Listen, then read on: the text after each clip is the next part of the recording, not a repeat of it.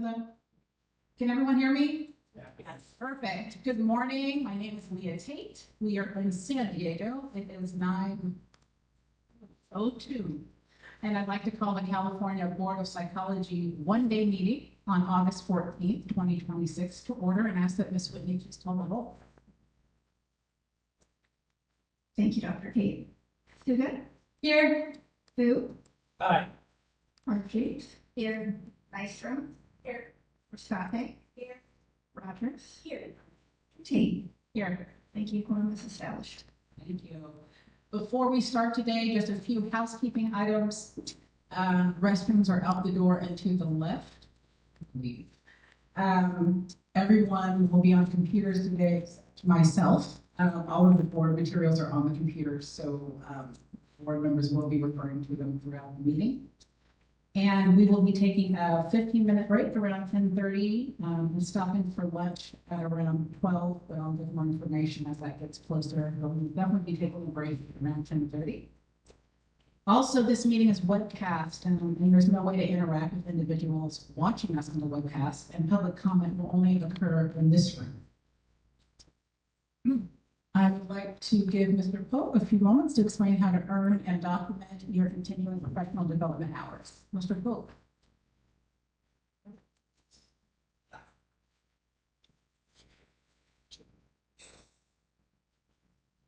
Thank you. Good morning. Attending today's in-person board meeting provides you with CPD credit under category number 1, attendance at a California Board of Psychology meeting. Since today's meeting is designated as an in-person meeting, CPD credit will not be given for viewing the meeting through the webcast, as the webcast is for streaming purposes only and there is no option to interact with public. For attendees who are in person with us today, the attendance sheet provided will be the board's record of your attendance. Please sign in and sign out as needed for today's meeting. For your CPD records, please notate today's date as August 14, 2026, and note that we are here for the board meeting. Please maintain this record, as certificates of attendance will not be provided for attending today's meeting.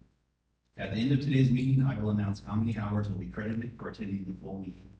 If you must leave before the meeting has adjourned for the day, please sign out and you will be credited for the time you attended. Again, at the end of today's meeting, I will announce how many hours will be credited for attending the full meeting in person. Thank you. Thank you, Mr. Pope. We're about to jump into Dr. Rogers' mindfulness exercise, which will always help us prepare for the day. Thank you so much, Dr. Tate. Good morning, colleagues. Good morning, friends. I'm glad to be with all of you today, and thank you for joining us for our board meeting. It's always so nice to see a full house of people dedicated to learning more about the inner workings of this profession, and glad that you're going to sit today.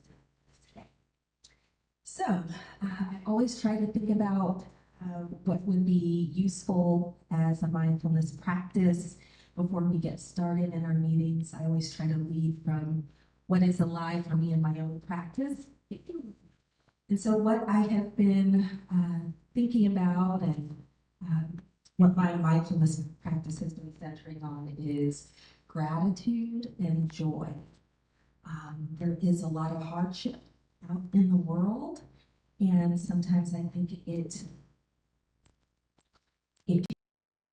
of the things that are happening around us in our day-to-day lives. So I thought it might be nice to spend a little bit of time focusing on those things that are good and those things that bring us a little bit of joy.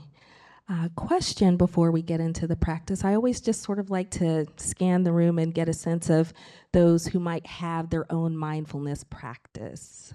Anyone here have a mindfulness practice? Okay, fantastic. So for those of you who have a practice, I'm excited. And for those of you who do not have a practice, I invite you to join in if that feels supportive and like something you'd like to do today.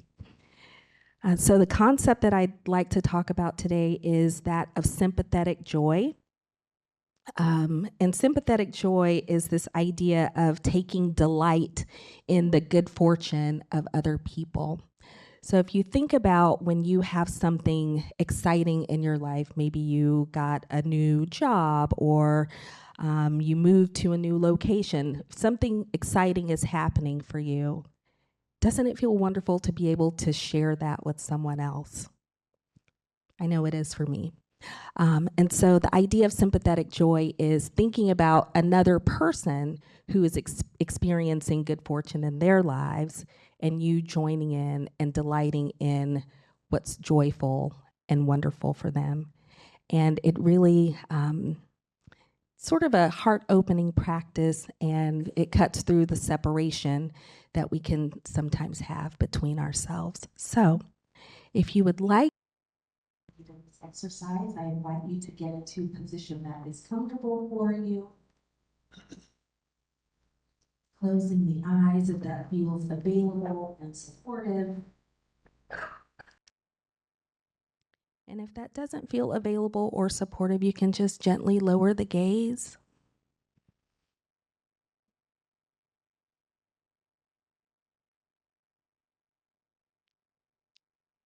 And in this moment, I invite you to bring to mind a person in your life that is experiencing good fortune, and someone that has had something joyful or exciting happening for them.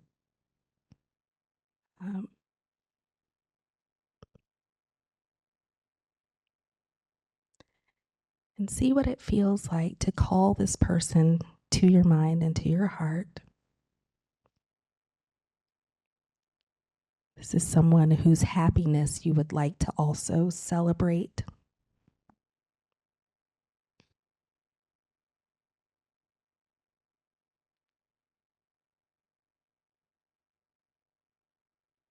And touching into the quality of the heart to see what it feels like to delight in another's joy.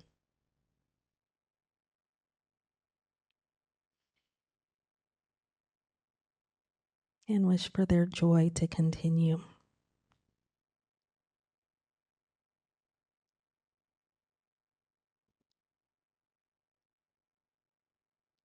And if you can't access that in this moment, it's not a problem. You can simply focus on the breath as it moves in and out of the body.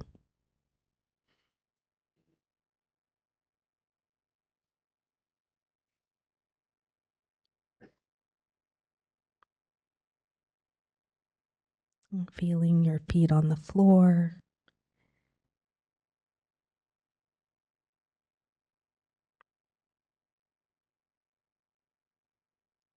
Noticing the way that the body makes contact with the chair.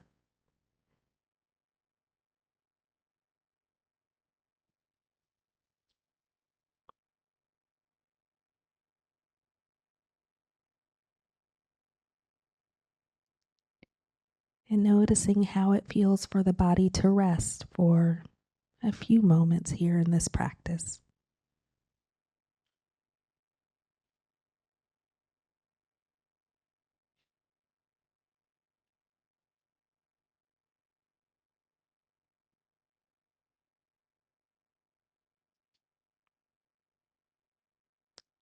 And what I really appreciate about the practice of mindfulness is that it's a heart-opening practice.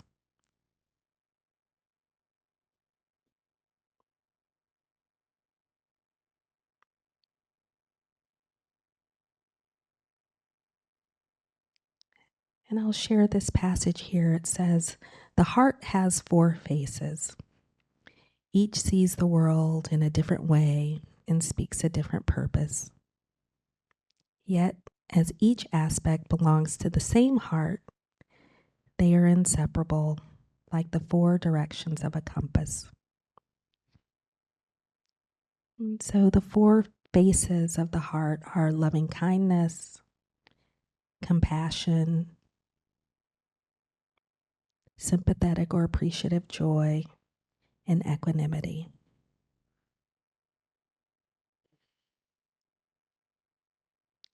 So with the practice of sympathetic joy, which is taking delight in the good fortune of another person, here are a few phrases that you can say silently to yourself as you think about the person for whom you are celebrating.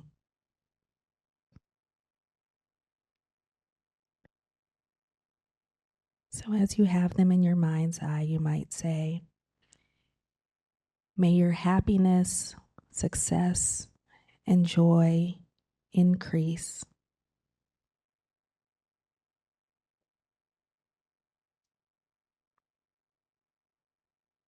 May your happiness, success, and joy increase.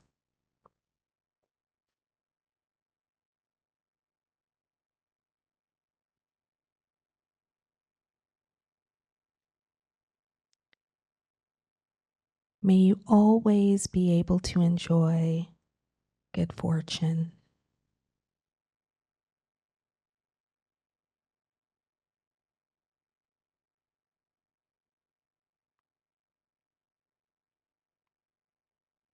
May you always be able to enjoy good fortune.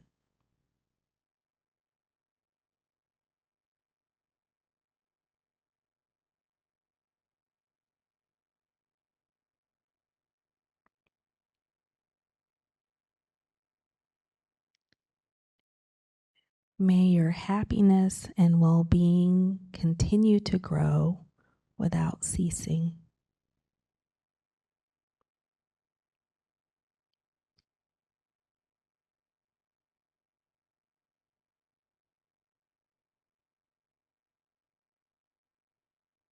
May your happiness and well-being continue to grow without ceasing.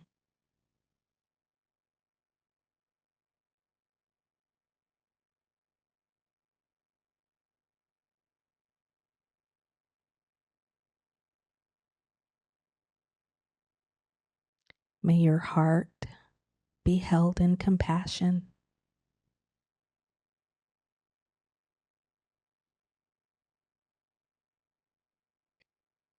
May your heart be held in compassion.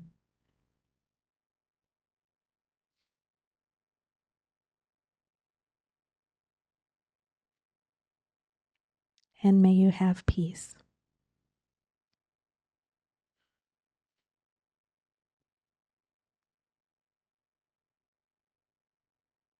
And may you have peace.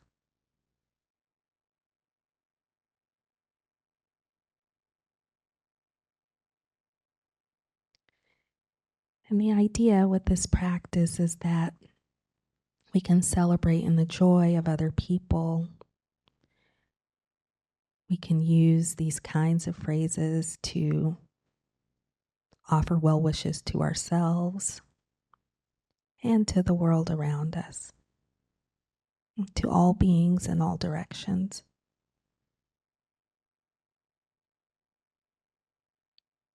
So for the next few moments, we'll rest in kind awareness as we begin to bring our practice to a close.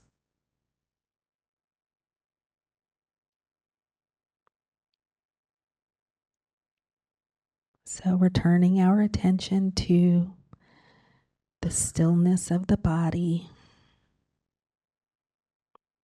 and the movement of the breath.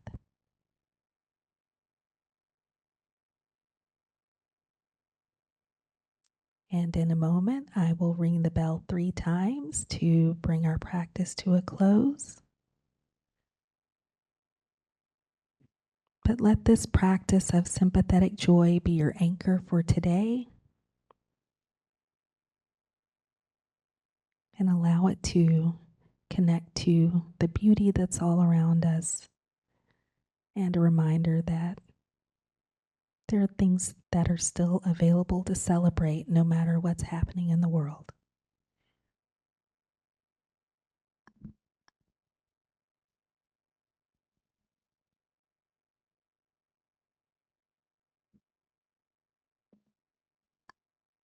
And when you're ready, you can gently open your eyes and bring your attention back into the room.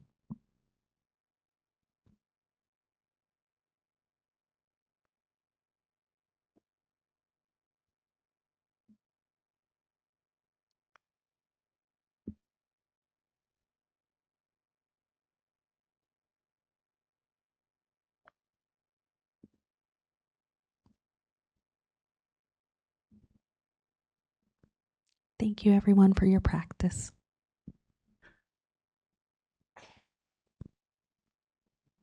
Thank you, Dr. Rogers.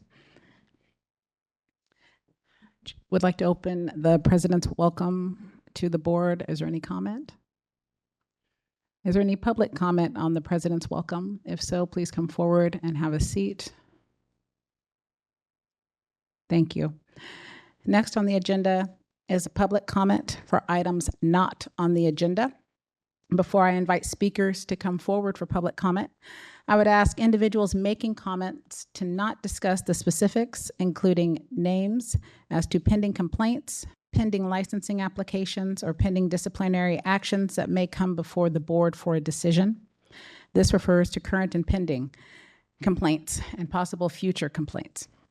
Such discussions are considered ex parte communications, as they could provide information to the members that is outside of the record in violation of the Administrative Procedure Act. While there may be a desire to engage in further discussion with comments presented during this time, the board may not discuss or take action at this time. Although this may give the impression we're not being responsive, these procedures are critical to ensure the compliance with the Open Meetings Act and to avoid compromising the speaker's goals or the board's mission. Additionally, if there is a speaker before you who expresses thoughts that are very, very close to yours, please feel free to verbally agree with previous speakers instead of repeating the exact same comment. Each speaker will have 2 minutes. If you have a comment that is not on the agenda, please step forward, have a seat, and make sure the microphone is turned on.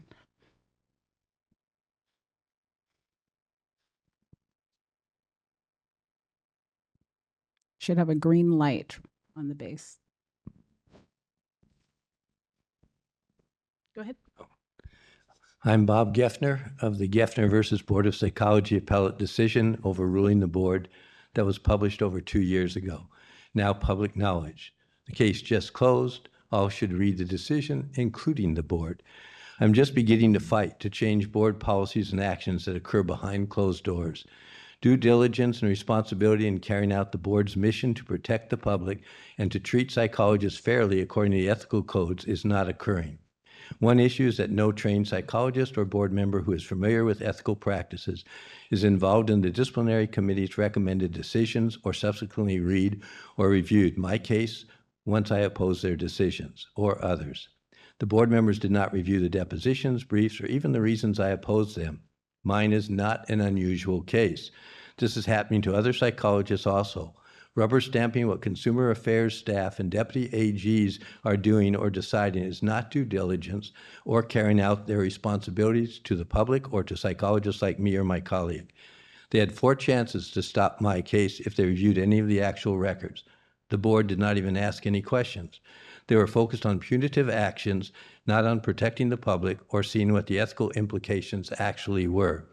I am speaking out now because it took over 7 years, cost the state hundreds of thousands of dollars, my insurance $115,000, the board $115,000, and me $100,000, and the nonprofit I was president of $300,000. I had the resources and determination to right their wrong. The appellate court made it official. The board should be ashamed and embarrassed about their actions and policies in my case and in many others. My colleague sadly did not have the resources to fight. She has suffered for 5 years because of their failures, not hers. I am speaking out because it's time for them to do what they are appointed to do, their due diligence, so what happened to me and my colleague does not happen to anyone else. Thank you. Thank you, Dr. Geffner. Does anyone else have public comment? Please come forward. Thank you.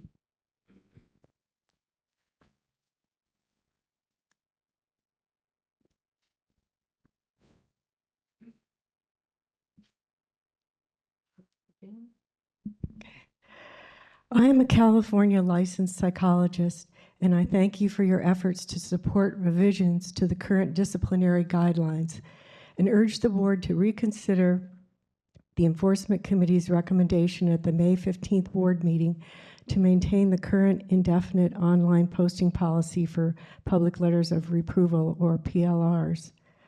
While not explicitly worded in California Business and Professions Code Section 803.1, This state law implicitly requires the Department of Consumer Affairs and its boards to thoughtfully balance public access to administrative actions with professional privacy. While informing consumers is paramount, indefinite online publication offers no sunset provision for minor historic violations, which hinders rehabilitated professionals from moving forward. By contrast, California's medical boards have successfully established a balanced approach by removing PLRs from public view after 10 years, while ensuring the historical documents remain available to the public upon written request. One of the reasons cited not to change the current retention schedules was its being based on the interests of consumer protection. Indefinite online posting of minor administrative or technical violations creates many unintended consequences, ultimately undermining the California Board of Psychology's core mission of consumer protection. In its attempt to enforce total transparency, the indefinite posting policy can inadvertently limit consumer access, in reality making it harder for them to find available therapists. I respectfully request that the issue of the proposed amendment to the board's current PLR retention schedule be placed on the agenda for the November board meeting for further discussion. Thank you very much. Thank you.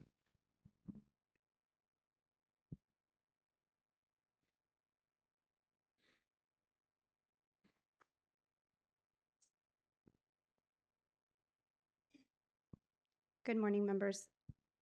My name is Itzel Balou. I'm a licensed. Excuse me. Can you just hold the microphone? Higher here. Okay. My name is Itzel Balou. I'm a licensed marriage and family therapist and member of Postpartum Health Alliance here in San Diego.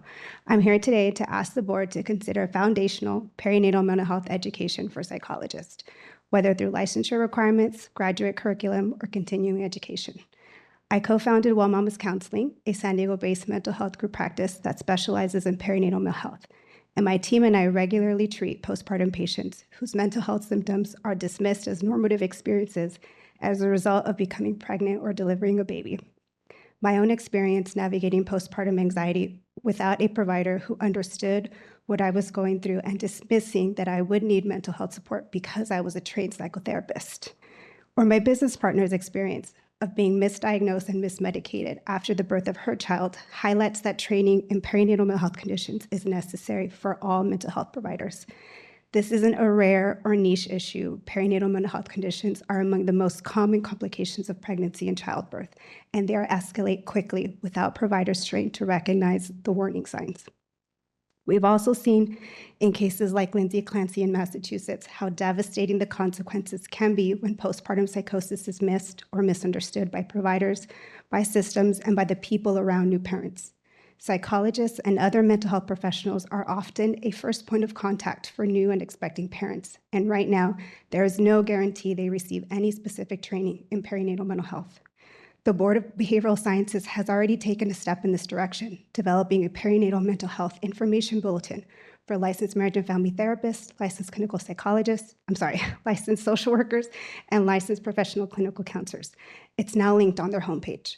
We're asking the Board of Psychology to consider a similar path, recognizing this gap and exploring what foundational mental health, perinatal mental health education could look like for psychologists. Thank you for your time. Good morning. My name is Dr. Dan Singley, a clinical psychologist here in San Diego. I specialize in paternal perinatal mental health, and I'm here on behalf of the California chapter of Postpartum Support International, as well as the Men's Issues Committee of the San Diego Psychological Association. My colleagues and I respectfully request that the board consider placing perinatal mental health education on a future agenda for discussion and possible action. California psychologists routinely encounter individuals and families during pregnancy, postpartum, pregnancy and infant loss, infertility, and the transition to parenthood, regardless of whether they specialize in perinatal mental health. Yet psychologists can complete their foundational education and enter practice without basic training in recognizing or responding to perinatal mental health disorders. The recent national attention surrounding the Lindsay Clancy case Clancy case in Massachusetts has brought postpartum psychosis and infanticide back into the public conversation. California's had numerous infanticide cases involving mothers as well as fathers with serious mental illness, including Sonia Hermosillo, Carol Coronado, Liliana Carrillo, Lucero Carrero, Cecilia Sharkey, Cheryl Lynn Masip, and Matthew Taylor Coleman, among others. These cases have involved pleas or findings of insanity, with some of these parents ultimately committed to psychiatric treatment. They're stark reminders of why clinicians need the foundational knowledge to recognize serious perinatal mental illness, understand relevant differential diagnoses, identify when symptoms require immediate psychiatric assessment, and facilitate appropriate intervention before tragedy occurs. I'll have my colleague, Dr. Weissman, read the rest. The perinatal period is a distinct biopsychosocial stage. Clinicians need foundational knowledge of the presentations and differential considerations that can arise during this period, including depression, anxiety, OCD, trauma-related disorders, bipolar disorder, and postpartum psychosis, as well as pregnancy and infant loss. Recognizing these conditions, knowing when additional assessment is necessary, and understanding when and where to refer are matters of basic clinical competency and patient and family safety. PSI California is not asking that every psychologist become a perinatal mental health specialist, although that'd be lovely. We are asking that psychologists have sufficient foundational knowledge to recognize what they may be seeing, understand when a presentation requires a higher level of assessment or care, and respond appropriately when a perinatal client, walks through their door. This was said. The California Board of Behavioral Sciences, thank you, recently developed this perinatal mental health information bulletin, which is now available directly from the homepage. We respectfully encourage the Board of Psychology to consider how it can similarly address this gap through graduate education, continuing education, or other mechanisms within the board's authority. California is increasingly building systems intended to identify and respond to perinatal mental health needs. We believe ensuring that the clinicians working within those systems have foundational education in perinatal mental health as an essential part of that work. PSA California welcomes the opportunity to provide subject matter expertise, research, and additional information to support the board's consideration of this issue. Thank you for your consideration. Hi, my name is Dr. Devin Randall. I am both forensically and clinically trained psychologist, as well as a mother of two here in San Diego. My appeal to the board on top of all of this is that this is a problem that is very common and current within our society. Working in the forensic hospitals within Southern California, these are cases that we do see very frequently. And being in my own postpartum phase right now, just in mother support groups, lactation support groups, things along those lines, women have come forward and had their own stories of how postpartum psychosis was missed, how that impacted their child and their families. The common denominator throughout all of this is that they went to well-intentioned clinicians who have fabulous training, but missed these key markers in this perinatal period. Thank you so much for your consideration. Thank you.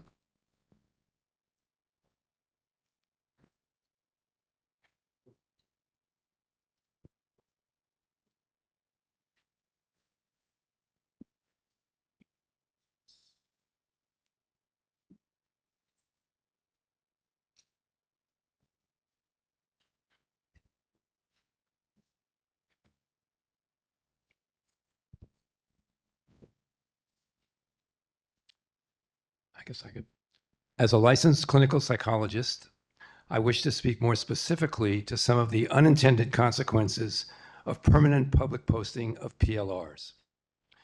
I advocate for a tier-based public disclosure system through the California Board of Psychology to ensure minor technical violations are removed or archived after a reasonable period. The board's primary mission is consumer protection, but I would like to discuss how modifying the permanent posting of minor technical violations can actually better serve the public. First, permanent postings worsen the provider shortage. When minor infractions remain visible indefinitely, Highly qualified, semi-retired, or part-time practitioners often choose to surrender their licenses or retire early rather than face perpetual public scrutiny. This decreases the supply of mental health professionals, directly reducing patient access to care at a time when Californians desperately need it. Second, indefinite records create a misleading false equivalency for consumers. When a minor technical or non-clinical administrative error appears alongside revocations for gross negligence or sexual misconduct, consumers lack the context to distinguish between the two. This can cause patients to dismiss competent, highly skilled therapists over non-clinical issues from decades ago. When consumers verify a psychologist's license on the board's website, they can fail to differentiate between a significant ethical breach and a minor administrative error. This can cause them to dismiss a psychologist who's been well reviewed on various online platforms and who in reality is a highly competent psychologist. Thank you.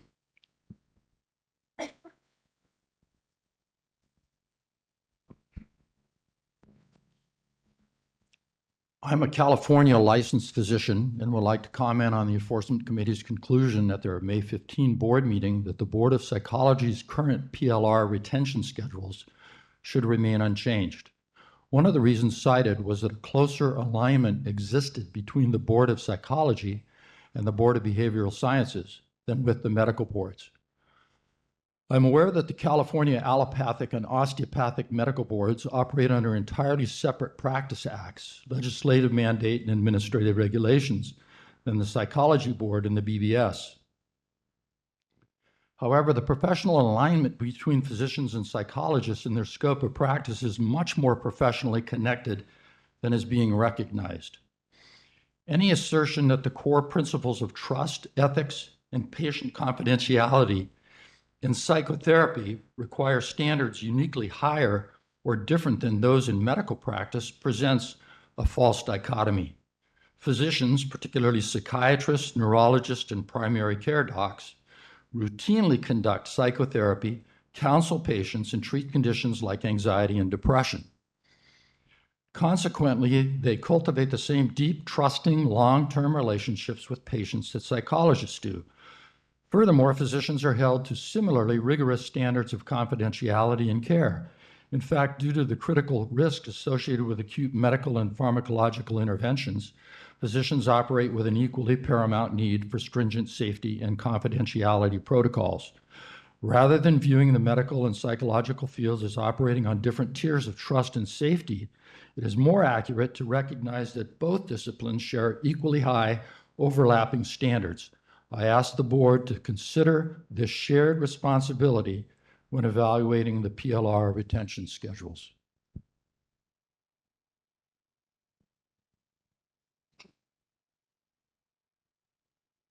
My name is Gene Rumsey. I'm a general surgeon here in San Diego, and I wanted to speak from an angle that you might not be familiar with, that is a surgeon's perspective on a psychiatric issue. And as I spent my 40-year career at Scripps Mercy Hospital, I served as chief of surgery, chief of the medical staff, and also co-director of the trauma program at Scripps Mercy Hospital. My career required me to be in the emergency room a huge amount of the time. And what I saw, besides the mayhem of our society, which were my patients, were the degree to which the emergency rooms were impacted and slowed down with the normal flow because of psychiatric patients being in the hospital beds of the emergency room. They're brought in by the paramedics because there's nowhere else to take them, and they have to be put in a bed, and that slows down the flow of patients that come in really for minor things.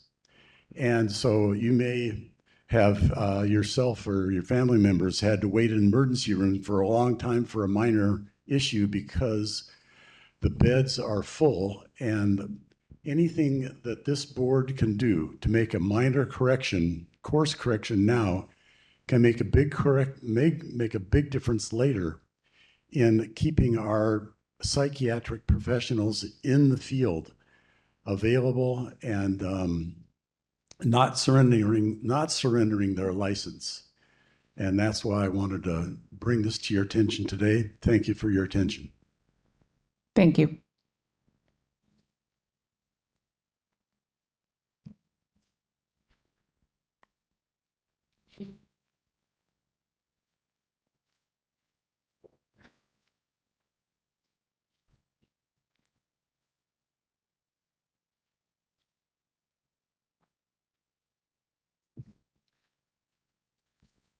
Good morning. My name is Dr. Robert Teal, licensed clinical psychologist. The enforcement report on May 15th at the May 14th board meeting suggests that the board's online posting policy should remain unchanged due to the relatively small percentage, 0.21% of psychologists who receive public letters of approval. However, the small number of affected practitioners actually underscores the need for this policy to change. I request that the board consider the following points. Cumulative patient impact. While the percentage of psychologists affected by PLRs may seem small, their impact is vast. Each of these professionals treat hundreds of patients over the course of their careers, and the loss of even a single psychologist represents a significant decrease in mental health resources available to the public. Less than 1% of physicians are affected by similar disciplinary actions, yet medical boards amend their statutes decades ago to acknowledge the value and intensive training these rehabilitated providers bring to the consumer.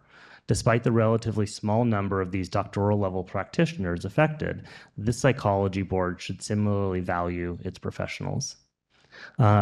Additionally, policy updates are frequently driven by the need to ensure justice for specific groups, regardless of their size.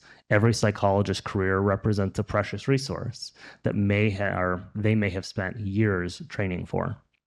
And finally, every effort should be made to keep psychologists in active service to the public for as long as possible. The current posting policy risks these doing permanent harm to a psychologist's career based on misunderstandings, particularly when a consumer mistakenly concludes a serious violation has occurred. Amending this online posting policy will safeguard valuable mental health resources while maintaining appropriate public transparency. Thank you.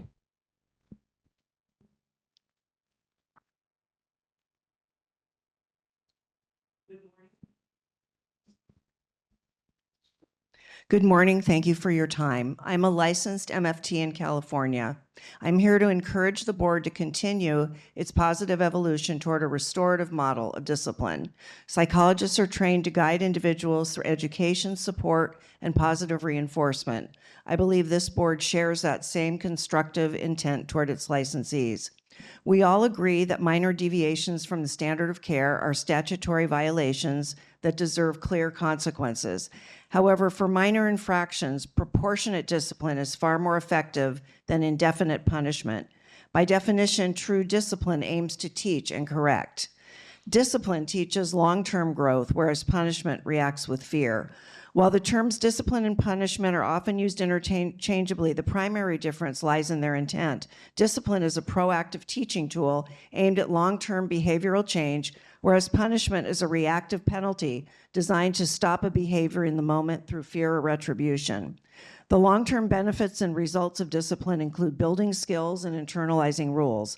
I'd like to believe that, especially for a board regulating psychologists who understand principles of learning behavior and who are presumed experts in guiding parents in the discipline of their children, that they would seek to achieve long-term results of discipline in adult psychologists using these same principles. I urge the board to support an amendment to its current PLR policy. It would aim to instruct, support growth, and reflect the very behavioral principles our profession stands for, and ultimately protect public access to care. Thanks. Arthur Tom Horvath, psychologist. Thank you for your service to the public and to our profession. I suggest that the public is better protected when the board promotes a culture of respect and improvement rather than a culture of fear. Many psychologists are increasingly reluctant to accept difficult or high-risk clients.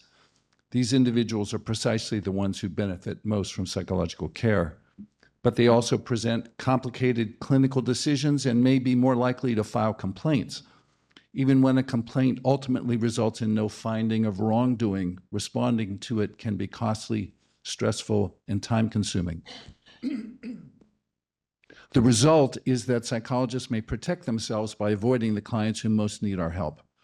I ask the board to reconsider the permanent public listing of minor disciplinary actions, particularly first offenses. Our profession is partly founded on the belief that people can learn and change. A permanent listing suggests that a psychologist should remain marked indefinitely for a past mistake. The board has decades of data that could answer an important question. Does a minor first offense predict subsequent misconduct? If it does, permanent disclosure may have a sound empirical basis. If it does not, I hope the board will reconsider whether permanent listing is proportionate or serves the public interest. Public protection and fair treatment of psychologists are not competing goals. A board that emphasizes education, proportionality, and improvement can protect the public while encouraging psychologists to undertake difficult clinical work. Thank you. Thank you.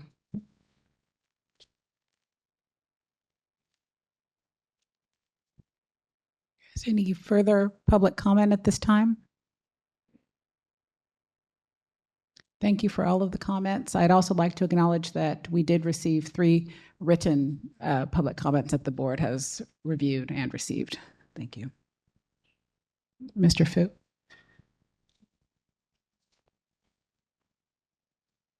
Thank you, Dr. Tate. For the written public comment, is it appropriate to help provide some education with regard to the journal? Or should I wait till the president's report for that? Great, thank you so much. Thank you, Mr. Fu. Moving on to agenda item number 4. This is discussion and possible action to approve the board meeting minutes from the May 15th, 2026 board meeting. So with any technical amendments, non-substantive amendments? Thank you, Mr. Fu. Oh. So move with any non-substantive amendments. I second. Oh, Dr. Rogers has second. Do you want her on the? I second. Any board comment? Any public comment for agenda item number 4? This is the discussion and possible action to approve the board meeting minutes from the May 2026 board meeting. Thank you. Ms. Whitney, can you please call the roll? Kasuga. Aye. Fu. Aye. Harpsheet. Abstain. Nystrom. Riscate. Rogers. Aye. Tate. Aye. Thank you. Motion passes. Thank you. Moving on to agenda item number 5. This is the president's report. Included in your meeting materials is the remaining 2026 meeting calendar. This includes typically all of the committee meetings and board meetings. Our next full board meeting is a 2-day meeting on November 12th and 13th in Southern California. Is there any board comment regarding this meeting calendar? Okay. Any public comment regarding the president's report? Thank you. Mr. Fu. Thank you so much, Madam President. Thank you so much for continuing to consistently put out a publication that shares the journal for the Board of Psychology. I understand that there's been some questions about it and want to direct people to psychology.ca.gov.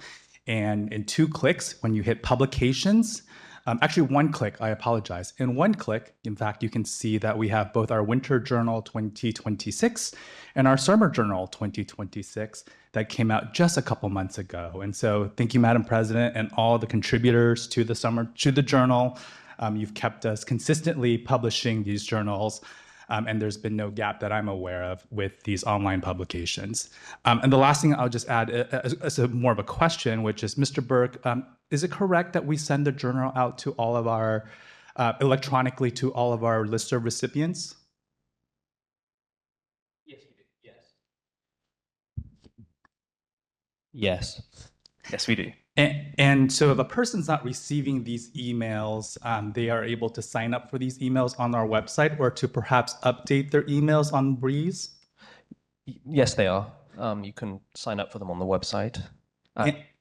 And one additional question, which is email has been one of our primary communication tools. So it's important that all licensees update their emails in Breeze. Is that correct? Absolutely, yes. Perfect. Well, I'll certainly encourage folks to update their emails if they're not receiving the journal in the Breeze portal. Thank you so much. Thank you. Agenda item number 6 is the Executive Officer's Report. Mr. Burke, please. Thank you, Dr. Tate. My name is John Burke. I'm the Executive Officer of the California Board of Psychology. So I'll give a brief personnel update to begin. We currently have 3 staff vacancies, 1 in each unit, an office technician each in enforcement and licensing, and there's 1 analyst 2 position vacant in the central services unit. After this, we actually had 2 vacancies in that unit, but I'm delighted to report that a new analyst will be starting on Monday, and he'll be the legislative and regulatory analyst. We've been down there for months, so I credit all staff, particularly in that unit, for jumping in and helping with the analyses and working on the reg packages and the PRAs. It's an important desk, and we're very excited to fill it. And then finally, my communications regarding the examination development. I will be talking in greater detail under the EPPP update. That'll be under the Licensing Committee report, item 10D on that. I have been in regular communication with our counterparts at the Texas Board of Psychological Examiners, and Dr. Tate agreed to, they requested to come and speak at our November board meeting to present on what they're doing in the area of developing their own competency knowledge exam. So the president of the Texas board, as well as the administrative assistant executive officer, will be at our meeting in November to present. Also, I've been in regular contact with ASPPB. They're an out of state. They're headquartered in Georgia. So I'll talk more about the annual meeting when on that appropriate agenda item. But the news there was it's been announced that the executive officer, Dr. Bonetti Atwell, has announced her resignation, and that'll be effective in April. And Dr. Hao Song, who has come and spoken at many of our board meetings, particularly the May board meetings, is no longer in that specific role at ASPPB. So those are the main updates that are relevant to the board. Any questions?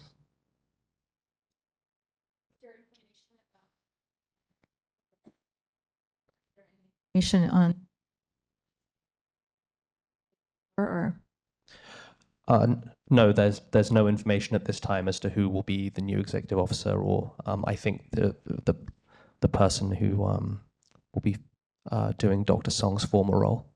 But we have regular conversations with them, obviously, regarding the exam, just administering the EPPP. So, thank you.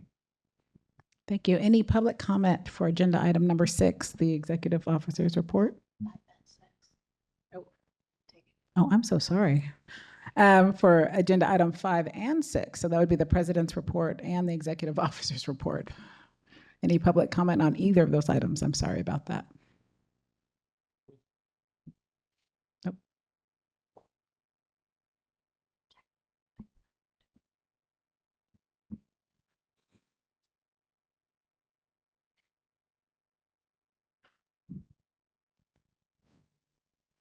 May I make a comment about the journal, since that was mentioned in this section? Yes. Yes. Regarding the president. I may have misunderstood something, but I have been signed up for the Board of Psychology listserv for several years. My email address has not changed. I have been checking the Board of Psychology website under the e-newsletter journal for over a year, and I had not seen an edition published online since the spring 2025 edition. The soonest that I saw the summer 2026 and the winter 2026 editions was last week or the week before. Just wanted to give the board some feedback about my experience, that I regularly check my emails and read all of the Board of Psychology emails that are sent on the listserv, and that's what my experience has been. Thank you.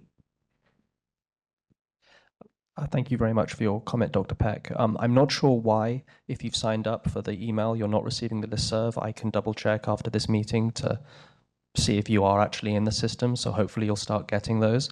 And the reason for the most recent journal, when you checked, it wasn't on the website. It was, but as many have noticed, we have a new website design. And when that happened, the transition to technology, a lot of the pages sort of disappeared. They're not gone forever, so we became aware of that, and then they had to be reposted. So they're all up online now. But yes, thank you for the comment. And for a while they weren't on the website. Thank you. Thank you for the comment. Any other public comment for agenda item 5 or 6? Thank you. Moving on to agenda item number 7. This is the DCA update. You are so right. We are moving that later. Budget report, Ms. Whitney.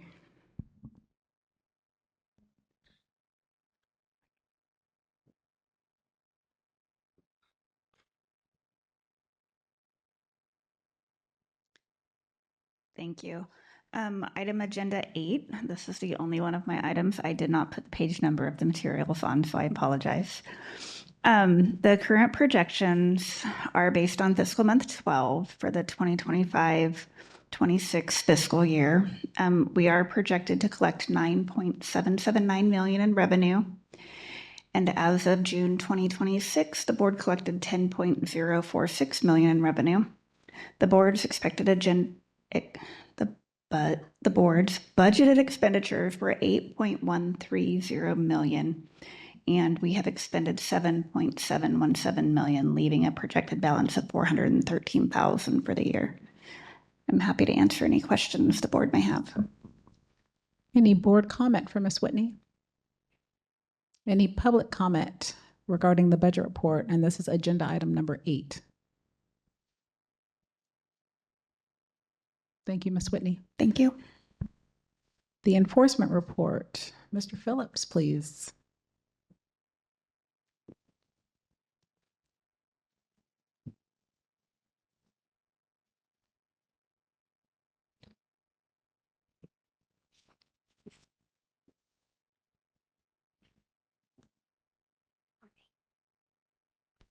Good morning.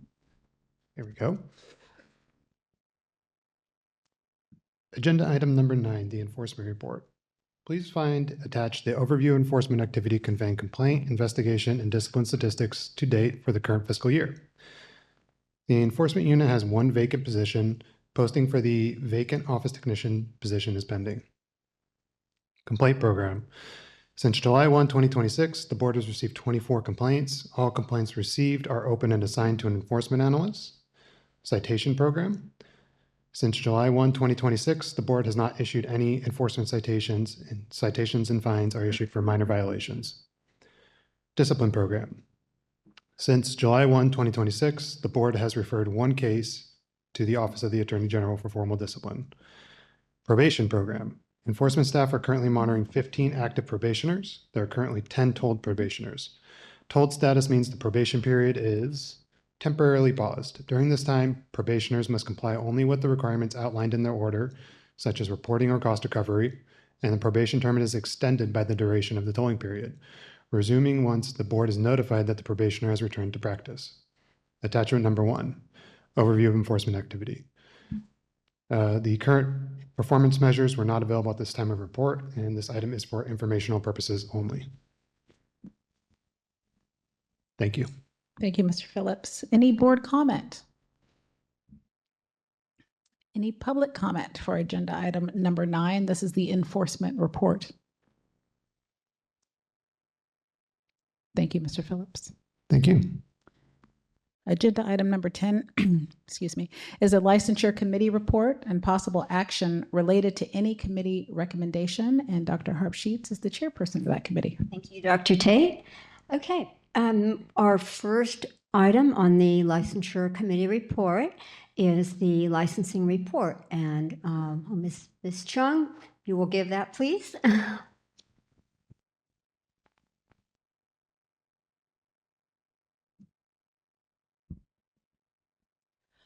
Thank you, Dr. Harpsheets. Good morning, board members. As of January 20th, 2026, we have 24,011 licensed psychologists, 1,851 registered psychological associates, 127 registered psychological testing technicians, 49 research psychoanalysts, 22 student research psychoanalysts, and 160 out-of-state psychologists who were approved for a 30-day temporary practice in this state. This includes 21,153 psychologists with current licenses and 1,772 in active status. Additionally, 1 psychologist is serving in the military but not permitted to provide psychological services. We also have 1,031 psychologists in retired status. Among the 1,879 registered psychological associates, 78 are currently in active status following regulations that allowed them to request this status since the beginning of last year, 2025. And more details can be found in Attachment A, the licensing population report, which provides a snapshot of license and registration statuses at the time the report was generated. And compared to the last report presented at the May board meeting, the number of psychologists with current licenses increased by 31, registered psychological associates decreased by 24, retired psychologists increased by 56, psychological testing technicians decreased by 4, student research psychoanalysts decreased by 1, research psychoanalysts increased by 3, and out-of-state psychologists with temporary authorization to practice in the states increased by 109. And Attachment B contains workload data for psychologist licenses, psychological associate registrations, and psychological testing technician registrations from January through June 2026. And we received a total of 6 research psychoanalyst and student research psychoanalyst applications during this period. Attachment C provides data on applications and notifications received over a 12-month period from July 2023 through July 2026.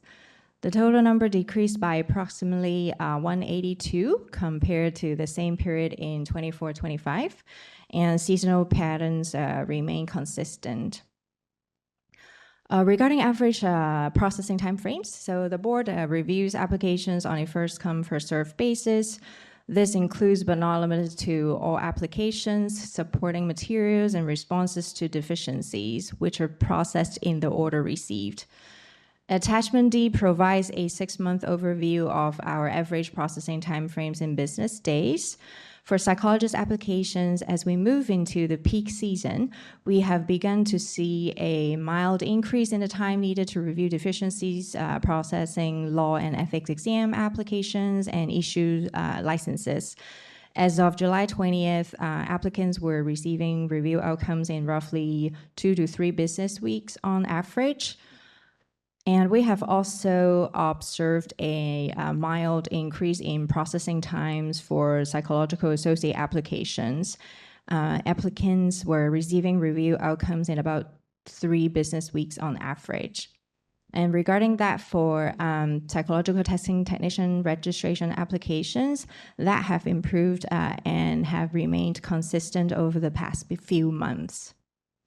As we continue to manage our workload at the start of the peak application season, we always encourage applicants to carefully review their submissions before sending them in.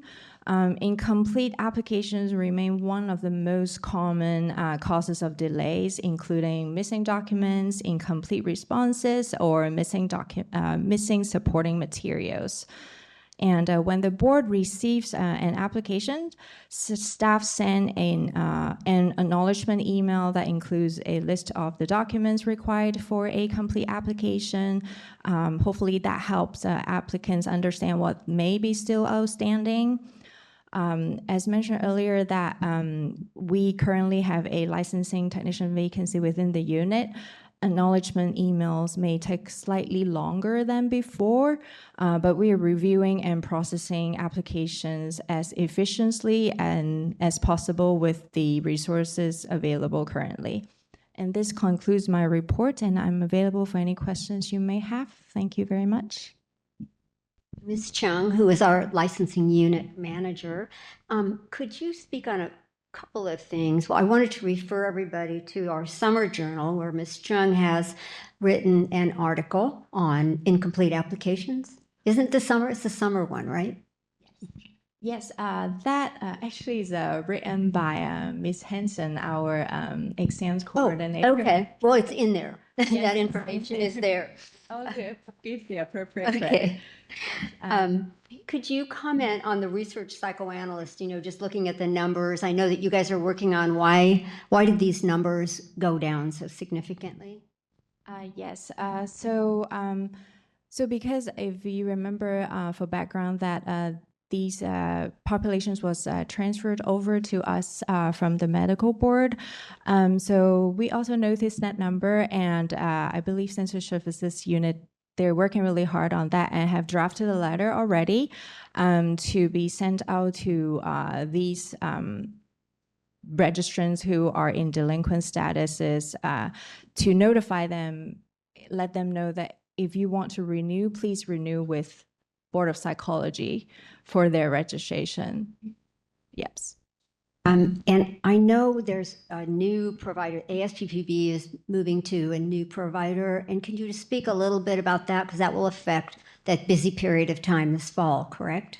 Yes, and if you don't mind, I can provide a little bit more content in the examination report. Okay. Well, let's move on to the examination report, which I presume you.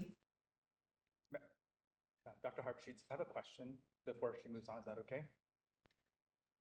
So, Dr. Harpsheets and Ms. Chung, it's been about a year and a half since research psychoanalysts came to the Board of Psychology as a result of legislation that transferred research psychoanalysts to our board. And so I noticed in the report that you shared that we've seen we've seen cancellations with regard to that licensing category or that registration category, as well as some delinquent registrations. And so I would be curious for Dr. Harpsheets, perhaps the licensing committee could do a research psychoanalyst, not study, not remediate, but more an item for the committee to better understand what are the experiences of research psychoanalysts since their registrations transferred to the Board of Psychology, perhaps any potential obstacles they've experienced to being registered, so that we can get that feedback and perhaps think about opportunities for improving that process if there are improvements.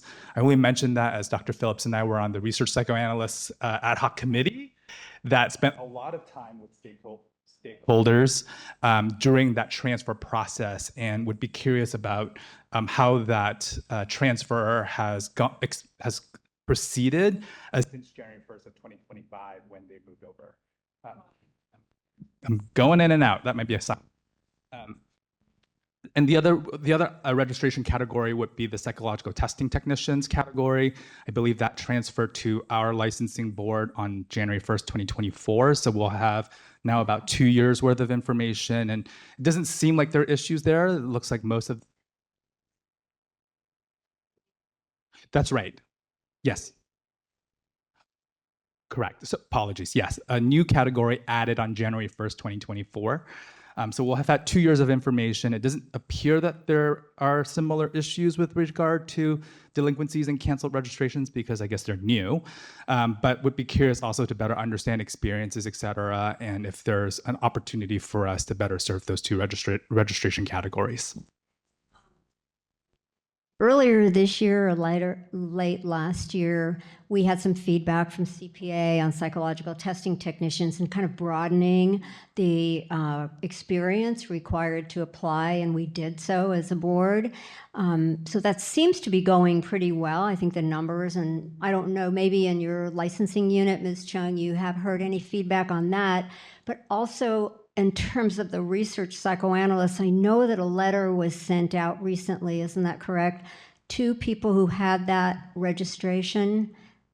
And if you could maybe share with Mr. Fu what was requested in that letter, that might help and help refine the suggestion you're making. Thank you, Mr. Fu.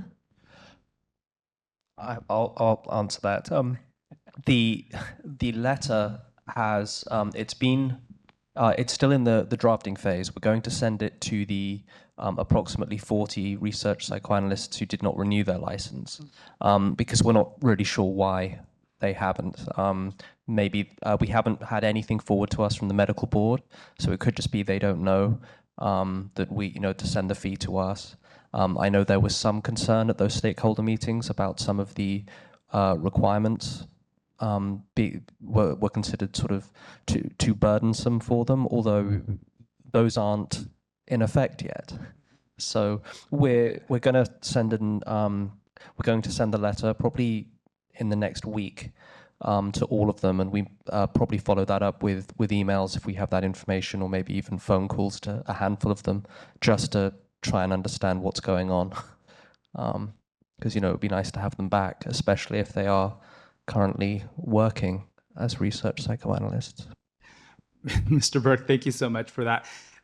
I certainly don't need to see the letter. The only feedback I would have is we've had conversations in the past about public-facing letters, is if the letter can lean towards the consumer service side and an invitation for conversation, and helps sets the board up for success with regard to inviting the feedback from the 49 individuals who didn't renew or pursue for, as you said, multiple potential reasons. And so just making sure that that is consumer friendly or client friendly, if you will, with regard to that letter going forward to them, and less of a disciplinary tone if possible. It'll be a very friendly letter. Seeking feedback, open to feedback. And also, Ms. Chung, could you speak a little bit about that transition that people might see in the licensing process with the new provider? Do you know who I'm talking about? The examination Yes. portion? Yeah. Sure. So as part of the, should I be going into the examination report right away? Okay. Thank you for the clarification. So may I start with the reporting statistic, then make a segue to that? Okay, perfect. Thank you. Thank you. Board members, please find the examination report information in your meeting materials from page 49 through 51. And for the on the meeting materials, you'll find examination statistics from January to June this year. Regarding the EPPP, the overall pass rate so far this year is about 40%, while the overall pass rate among first-time candidates is about 62%. These numbers are comparable to those reported at the last board meeting. When comparing 2026 pass rates to the previous 4 years, we see that results from January, March, May, and June are generally in line with, and in some cases, slightly higher than prior years. However, pass rates in February show a dip compared to historical trends, and April and August also fall below the levels observed in previous years. Regarding CAPLE, the Law and Ethics exam for California, the overall pass rate is about 74%, and the pass rate for first-time test takers is about 75%, both of which are consistent with those reported at the last board meeting. And looking at trends over the past 4 years, January and March show average or better performance, while the other months were somewhat lower. And now moving on to the registration portal for EPPP. So as shared in previous board meeting, ASPPB will transition the EPPP registration process from their current CertaMe vendor to Chorus by Brightling, which with the new portal expected to launch in fall 2026. And board staff have requested additional details so we can prepare clear guidance for applicants and configure our bridge system ahead of the transition. So at the time of the written memo, like there's no information, but as of yesterday, ASBBB provided some responses to our preliminary inquiries, and those materials are under review to see how it could help prep us, in configuring a system. But we don't have any solid information of the registration process yet. But at this time, staff still closely monitoring this upcoming switch, and will post any updates on our board's website as soon as the ASPBB provides them. And this concludes the examination report, and I'm happy to answer any questions you may have. Thanks. So I think partly what's significant about that too is that there was a blackout period last time they switched vendors.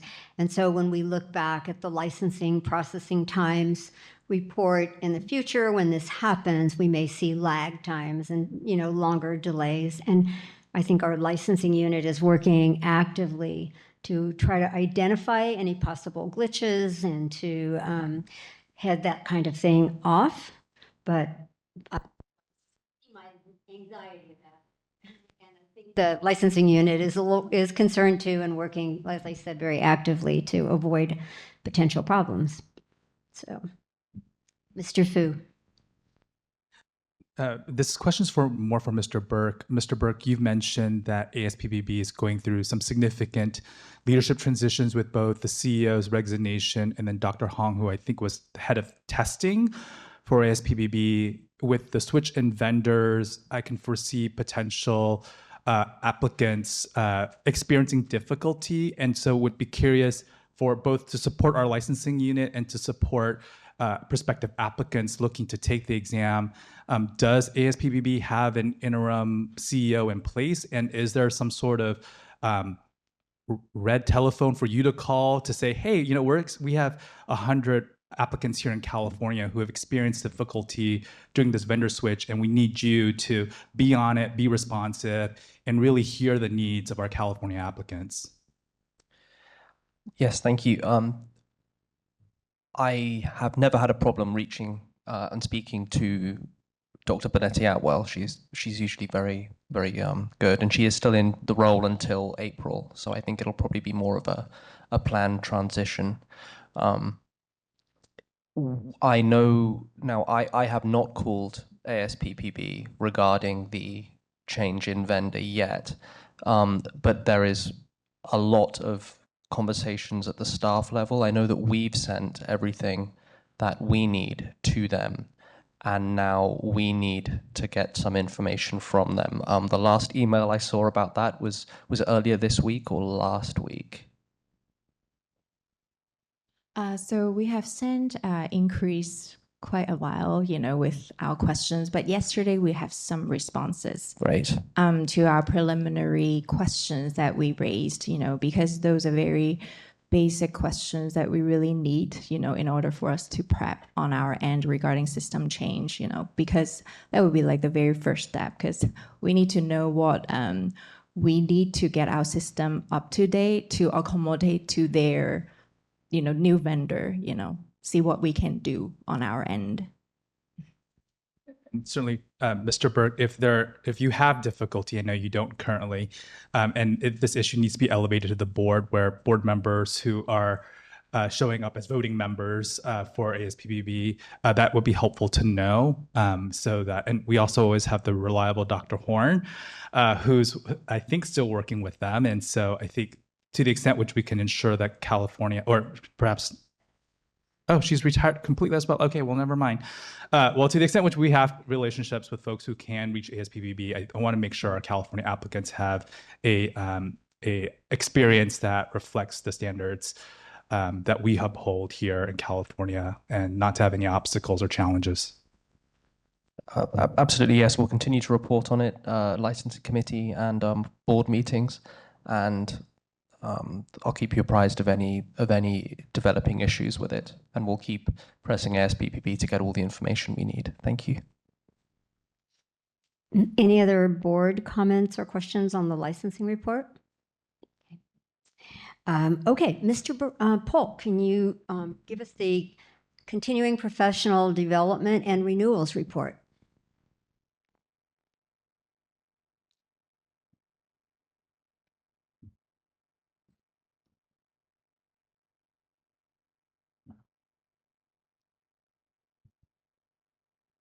Yes, thank you.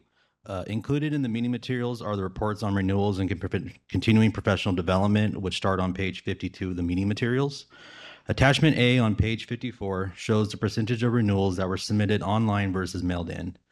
Between January of 2026 through June of 2026, an average of 94% of psychologists and psychological associates renewed online using the online BREEZE system, with an average of 6% of licensees and registrants renewed by completing and mailing in the paper application. Attachment B on page 55 shows the percentages of renewed psychologist licenses processed between January of 2026 through June of 2026. An average of 80% of psychologists renewed as active, with approximately 7% of psychologists renewing as inactive. Retirements account for approximately 2% of the approved renewals. These percentages continue to be similar to prior year approved renewals. And to clarify, the inactive license status is for those licensees who are not currently practicing and may want to practice at some point in the future. The inactive status will require to be renewed every 2 years.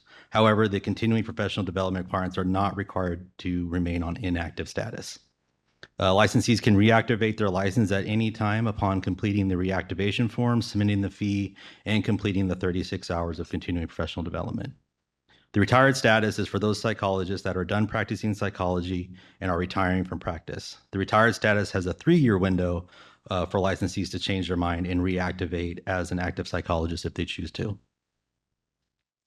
Attachment C on page 56 shows the renewal percentages for the registration types.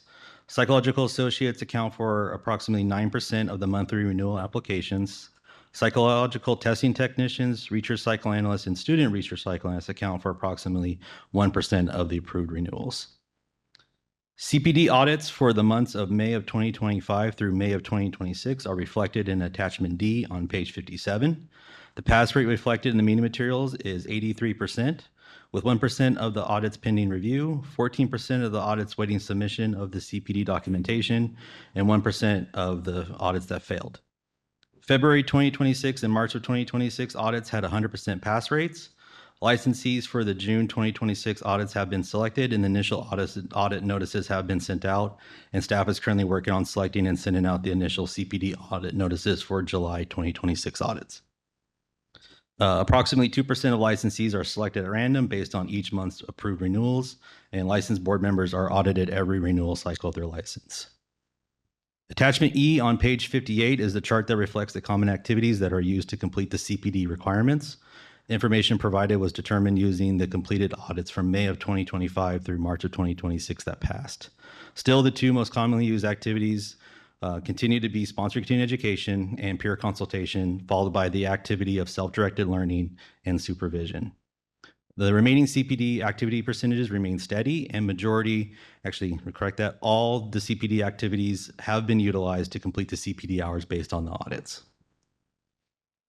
Lastly, I would like to remind licensees that the recording of the CPD informational webinar that was held on March 27th, 2026 is available on the board's website, along with the presentation slides, as well as the example CPD reporting form that was presented in the webinar. The webinar included a detailed overview of the general requirements, all CPD categories and their approved activities, an example on how to report CPD hours using the board's courtesy CPD reporting form, and overview of the audit process. Also, each section of the webinar also included a question and answer segment. That includes my report, and I'm happy to answer any questions. Any questions from board members? No? Okay, at this point, I would like to take public comment on items 10A, B, and C, the various reports that were presented, before we go on to 10D and E. So is there any public comment on any of those reports? Okay, seeing none. Thank you, Mr. Polk. We will move on to item 10D, the EPPP update, and that starts on page 59 of the combined packet. Thank you, Dr. Hubsheets. So I have some, you can see in the materials beginning on page 59, carrying over to page 60, that there has been quite a bit of information about the new exam and the transition and the beta testing coming out recently from ASPPB. So I'm reading down. So the beta testing will be conducted in March and April 2027. The beta testing is open to first-time EPPP candidates who meet eligibility requirements set by the board. Candidates approved to take the EPPP by the board can choose to take either the current EPPP or the beta test during the beta testing period. And it will follow the same registration process. So the beta test, it's going to cost $100. It's a pass-fail exam like it is currently. A failing score does not count as a failed attempt, and candidates can take the beta test, fail, and then opt to take the current version, or the part 1, for an examination fee of $100 for one time. So you'd be able to get two swings at the exam for $200. That's sort of their carrot. The testing time will be 5 hours with a 30-minute break. The exam will be offered in English only. And the EPPP currently, you get your result immediately, whereas you'll have to wait a month or two while they review and determine what the actual psychometrically valid passage rate is. The current EPPP will be available until the fall of 2027 for those who have not taken it, and candidates who have failed the current exam will be able to retake it through March 2028, and March 2028 is the date when they will no longer be developing new versions of the EPPP that we currently use. That's not a tremendous amount of time, and I know there is, we've received public comment from CPA requesting that amount of time be extended, and those are conversations that and I know those are concerns that we expressed in our letter about that period, so we'll continue talking to ASPPB about that. And as I already mentioned, Texas, as I've mentioned many times before, is developing their own version of the exam, or plans to. That, though, is not going to be a viable option until probably 2030 at the earliest, if it happens at all. But Texas is going to be coming and talking to us at the November board meeting, explaining everything that they're doing. So that's good. And if the board does determine that we will go with the newer version of the EPPP, we are developing some regulatory language, and we're even drafting the packet in anticipation, because this, the deadline whereby you will no longer be able to take the current version, that needs to be in regulations. So we'll present that in November, and that's when the board can make a determination of whether they want to do that, or there are other options on the table as outlaid in the memo. Developing our own exam, waiting for Texas. That's something I expect we'll talk a lot more about, and the board can make a decision at the November meeting, hopefully. That concludes the EPPP update. Are there any questions?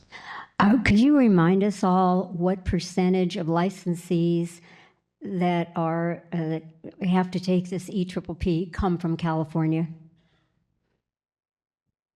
believe we're it's between 20 and 25% of licensed psychologists in the United States. So we should have a voice. We should have a strong voice with them, right? Yes, yes, I believe that. I think we should have a much stronger voice within ASPPB. Yeah. Any board comments or questions for Mr. Burke? I just wanted to comment as well that the beta testing period is very short. I I think that if they really truly want to have people take advantage of it, they would lengthen it. Most of the time, you require, like at least a month to 3 months to review, I'm just like thinking about when I took the APPP, which was a long time ago, but in order to retake it again, you're not just going to take it and then take it next week, for it to be enough time to have a chance to take it at least twice if they wanted to maximize that option.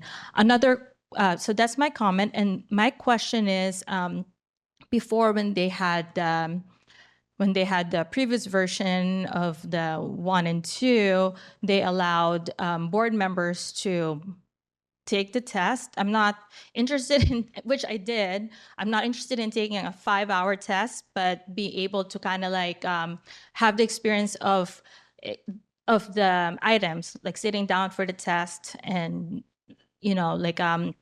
experiencing the test. I remember the last time I'm not sure if it was 50 to 100 items or something to that effect, but of the previous version of the APPP that like I was able to experience and be able to report to the board the types of items that was my experience basically, and share with the board.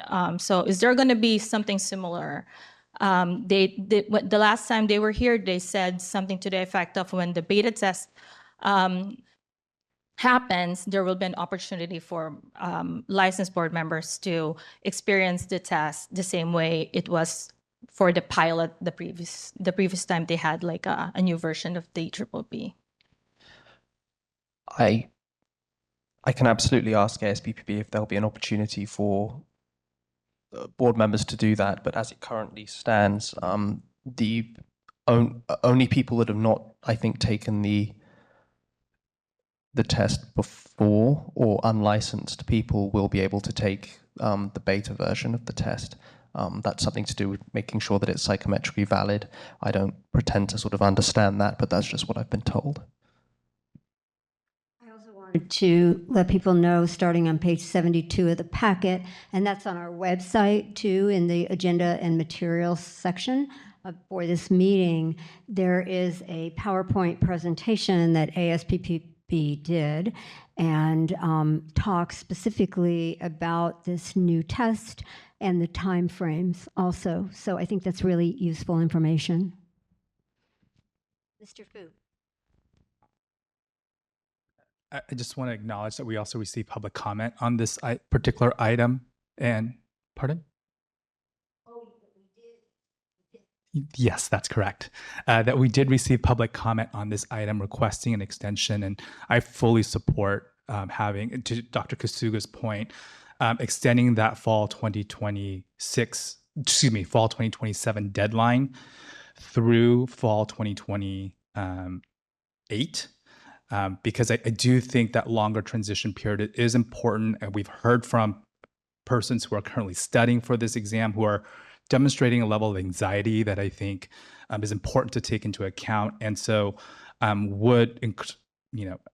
not encourage, I would say when the time comes for the board to express that with clarity and to assert that with ASPPB. And secondly, with regard, I think the public comment reference, or there was in our materials that there's an administrative contract up for renewal in 2027 with regard for the testing. And I think this is a question, does that contract come before the board for approval, or is that an administrative process? Yeah, it's an administrative process. It's done. I sign it. And when will that contract be coming to you for review? It's usually about 90 days prior to. Yeah. But it is just like, it's a very general, it's a general state contract, you know what I mean? Like, it's not as, we don't talk about the testing, sorry, we don't talk about the testing materials. It's really very, it's general, it's a very general contract.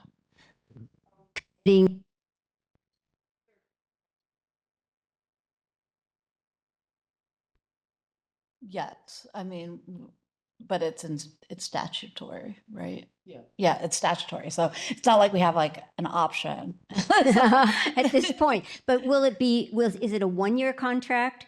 So then as we get farther in, we could make changes? It's usually a 3-year contract. I'm not sure. I haven't seen the contract. It actually goes through our contracting attorney in the legal division.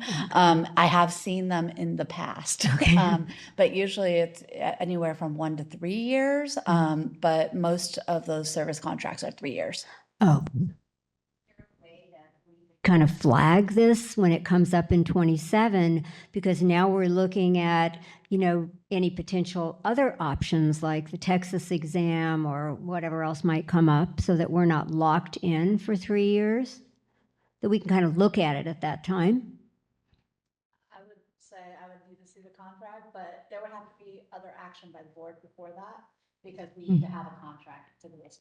Right. But how can we know so that it doesn't sort of get rubber stamped? That's our concern, that it gets rubber stamped and we're locked in. So how can we know, how can we be made aware of what's in it and how long it will be before it gets signed in 27? I'm going to confer with legal counsel briefly, and then I'll answer. While you confer, I'll talk to let you confer. I just think it's important for us, given that moment. It sounds like we might not have the opportunity because it's a procedural item, but I do think it's important for us to use that moment to call into question and do further analysis on that item. So prior to this change in the testing, it wasn't as big of a deal. But I think we need to be more aware than we have been, because, yeah, things are changing. Mm-hmm.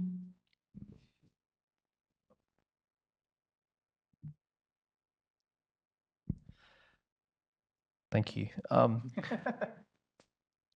So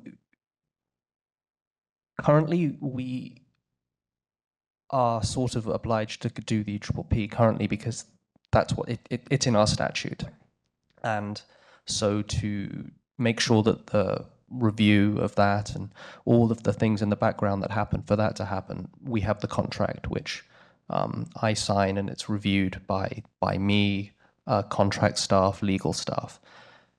If we wanted to look at other exams, that would be a separate contract, and there is no way that any executive officer through a contract could lock the board in to having one specific exam over another without the board sort of being aware, because that would, if we wanted to adopt or accept, say, Texas's exam, that would necessitate statutory changes, board review, and then really the contract is done to administer what statute says and what the board says. So that's why it's an administrative function that doesn't come to you, because the board has already spoken on the matter. I'm just kind of carrying it out. I think what concerns me is that we could get locked in to their contract. So instead of maybe 3 years, can we do a 2-year contract? No, if the statute changes, then the contract changes. There's very specific language in this in the contracts for that. So yes, we are signing a 3-year contract, but there's opt-out provisions when the statute changes. So you don't need to kind of worry about that contract part, because it is only based on the statute. We'll just keep an eye on it. But yes, Mr. Fu. Thank you for that clarification. I'm in procurement heaven right now, and so writing a lot of procurement memos, and so this is top of mind. Last question. Did I hear correctly, Mr. Burke, that you said at our November board meeting you will be staff will bring to us sort of a decision point in terms of how we continue forward with this? Is that correct? Yes, I think so. Based on the current timelines that ASPPB have put out, there has to be a point whereby if you're in the application process, you cannot take the new exam. You're going to have to take the old one. And there will also be people who were approved to take the current one, and then they want to take the current version, and then they can't. If the board decides to go with that, we need a regulation for that, because us just saying, oh no, you can't anymore, there's big concerns around us doing that. So yes, it's sort of a decision time, and we're doing all the legwork we can to present it as an option for the board. Thank you for that clarification. So I think given that timeline, we've heard time and time again that for us to do regs, it takes somewhere between 18 to 24, 36 months. 18, I think, is generous. And so given that November 26 is where we'll be having some sort of decision point in your drafting regulatory language, I think it's really important that we communicate to ASPPB that because of how we go through our due diligence in the regulatory process, that we extend that period, that beta testing period, and that 2 testing options period through 2028, because that, I think, lines up with our regulatory schedule. And I like to say that, and like to remind folks that California is the largest jurisdiction with the largest applicants for this exam. So we make up for, I don't recall the exact number, but I think you can add up several states and provinces in Canada and you still don't get to California. And the 3 largest jurisdictions are California, New York, and Texas. And so given the fact that we are the largest stakeholder in this, I strongly encourage this extension into 2028 to align with both public comment and feedback we've heard from folks, but also from a practical perspective with our regulatory process. It gives folks the option to take the new integrated exam if they so wish, but it also gives folks who've been hard at work studying for this current exam the opportunity to appropriately have their fair shot at this within that time period. And I'm happy to make a motion if it requires that, but I don't need to go there if we don't need to go there. I don't think we need the motion today, but yeah, I do want to take public comment on this item, but I know it's past 10:30. So, okay, so we'll take a break. 15 minutes, did you say? And so 10:55, we'll come back and then we'll take public comment on the EPPP.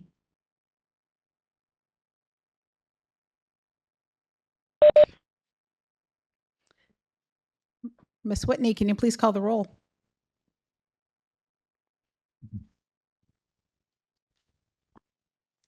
Thank you. Kasuga? Here. Fu? Harbsheets? Here. Nystrom? Rascate? Rogers? Here. Tate? Here. Thank you. Quorum's established. Okay, going back to Dr. Harb Sheets for agenda item 10D, public comment. Yes. Okay. Could we please have anyone who'd like to make public comment on item 10D, the EPPP update? Please come forward.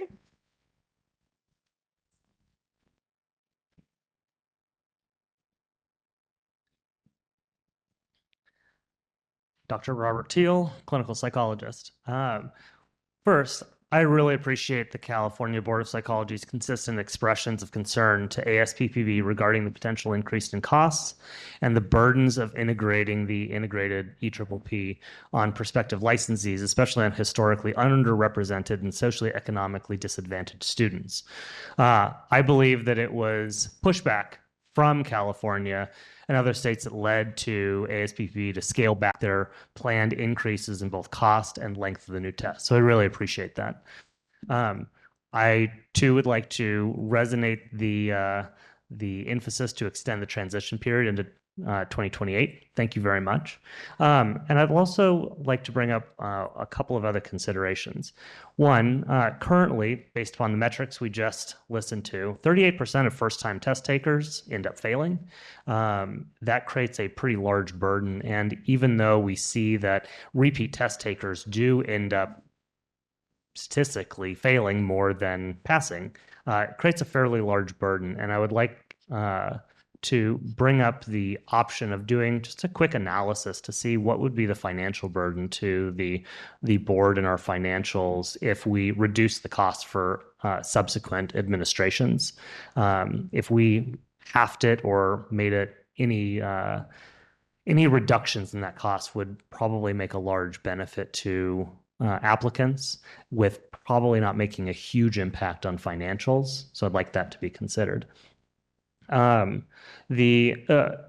was just reported that the beta period for the ASPP or the ASPP beta period is only 2 months. And I'm a little concerned, even though that will be nationwide, I'm a little concerned that that's a very short period, especially since if I was a new applicant and I had the choice between an established test where there's established study materials versus a new test where there's no study materials for it, I don't want to take the old test.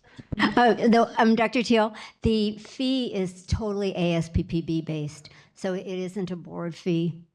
I know, but I don't think it would hurt them too much, right? If they cut that down for repeat test takers. That would be something that perhaps we could talk with ASPPB about for repeat test takers, not to have to pay the $600 or $650. I think that would be important to share with them. Yes, we communicate that to ASPPB.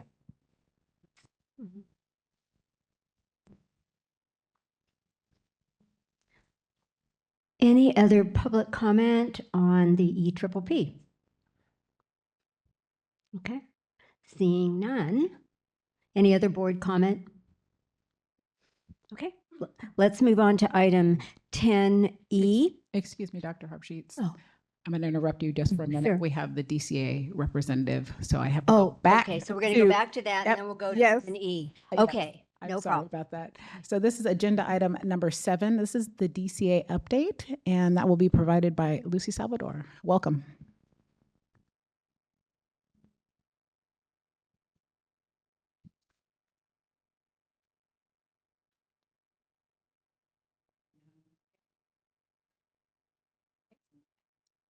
Hello. All right. Thank you so much. Good morning, board members and staff. My name is Lucia Saldivar, and I'm the Deputy Director of Board and Bureau Relations at the California Department of Consumer Affairs.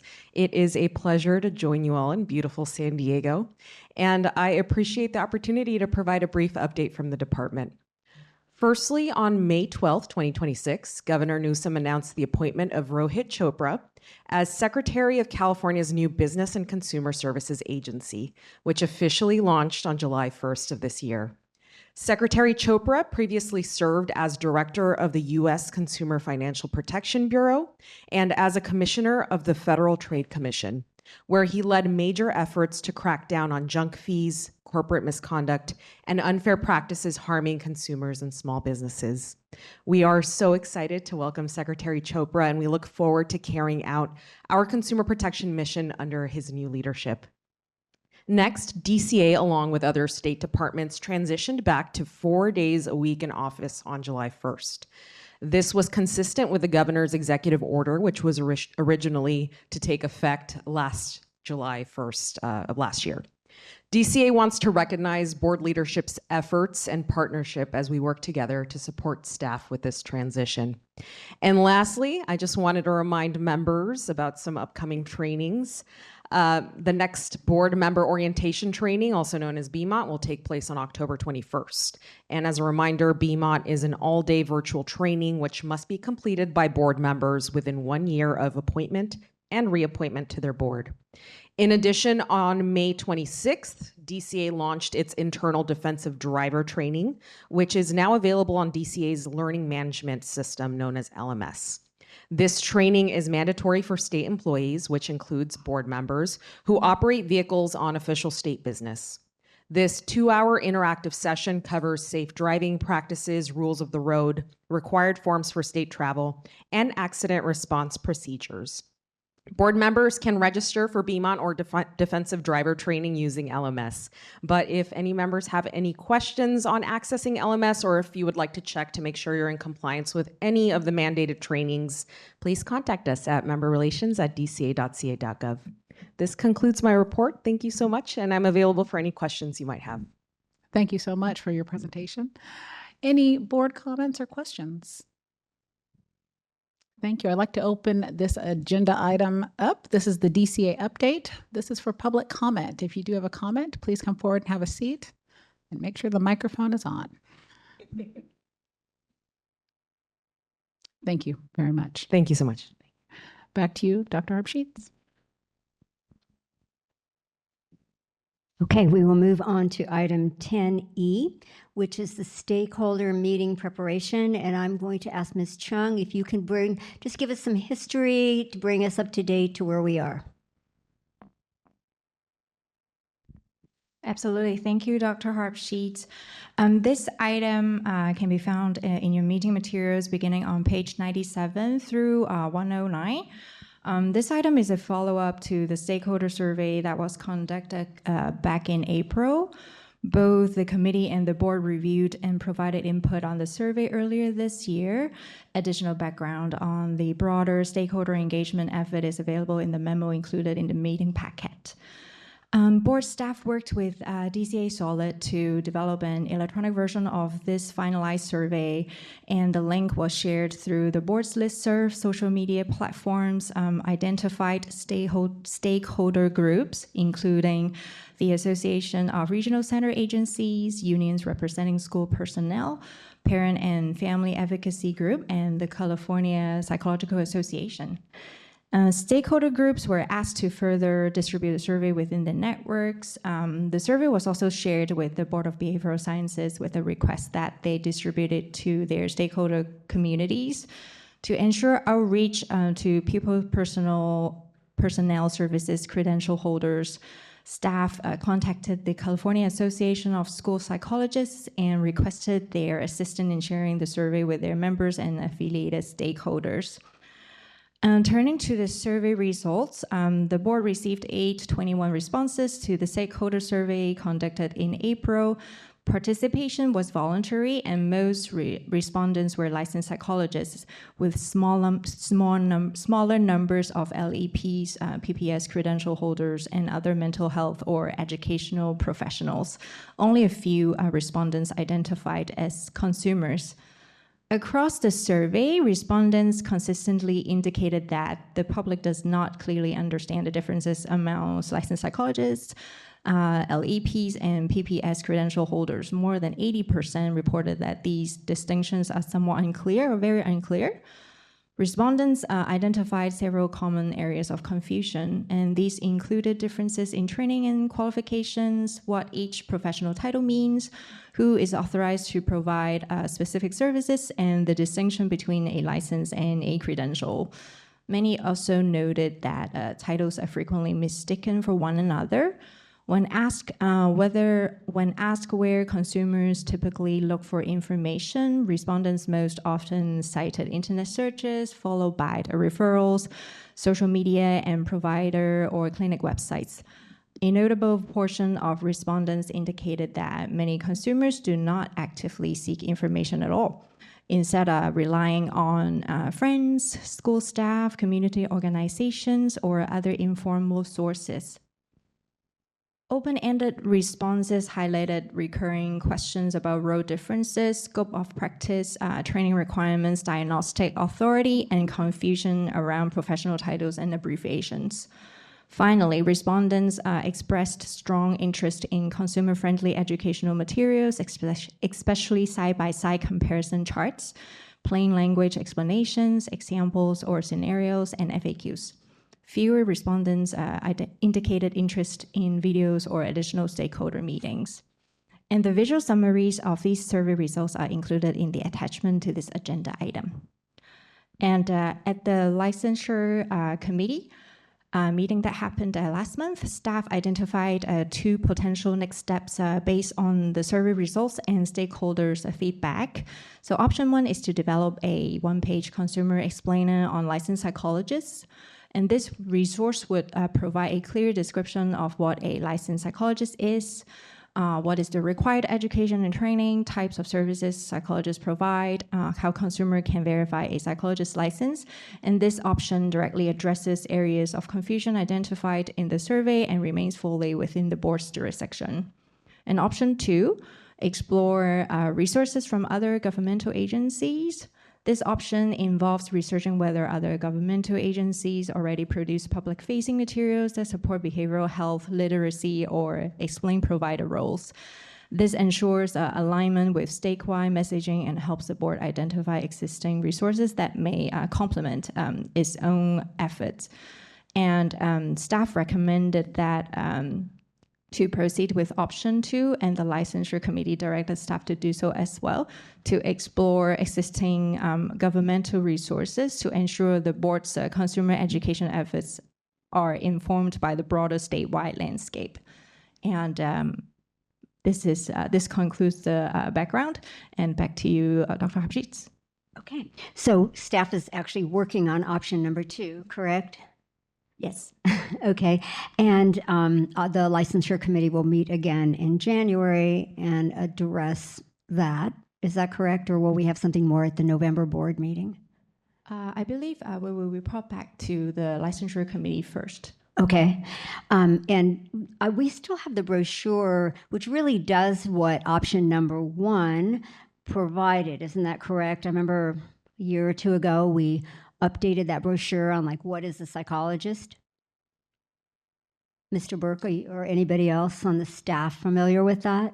Yeah, I believe that was the brochure that talks about the consumer experience, or like what they're looking for when they're right. seeking services. So I think that would be definitely a helpful resource, because it has, I believe, Dr. Rogers were the one who helped crafting that brochure as well. It was a while back. Yeah, it was a while back, yes. But it's current enough, I think, too, right? Right. Yeah, so that if somebody's looking, we have those brochures too.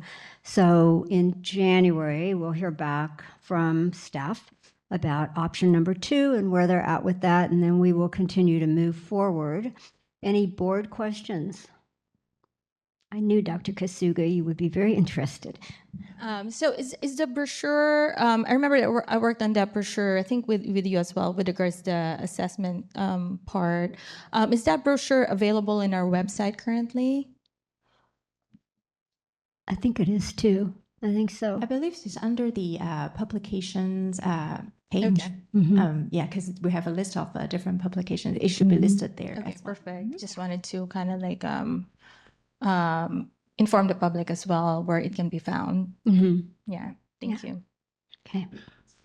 Any other board questions or comments about where we're at on the stakeholder meetings, clarifying any confusion regarding these different roles? Any public comment? Okay. Thank you, Ms. Chung. And I turn it back over to you, Dr. Tate. Thank you, Dr. Habshitz. Moving on to agenda item 11, this is the Legislative and Regulatory Affairs Committee update, and Dr. Kasuga is the chairperson. All right. I'll welcome Ms. Whitney to help me with this agenda items. It starts off on page 110 of the combined packet.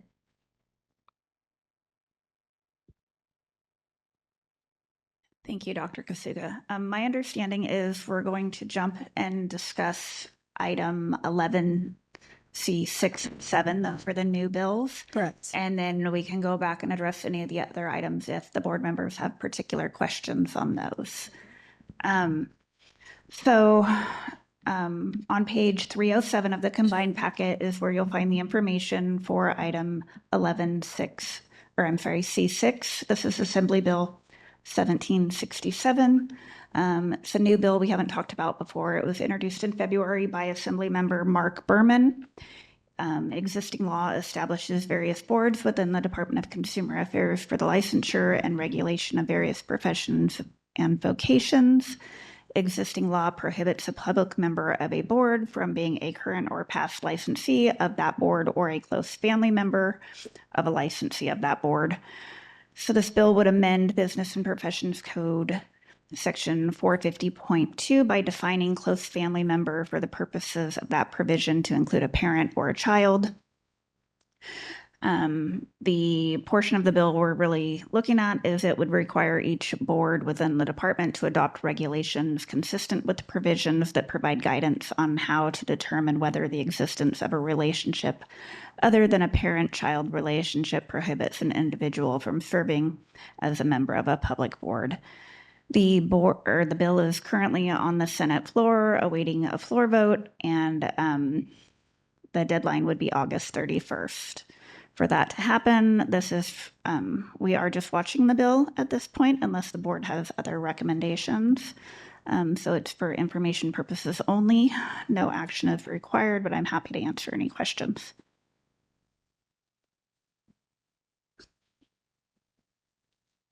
Any questions? Seeing none, we can proceed. Okay, so the next one is 11C7.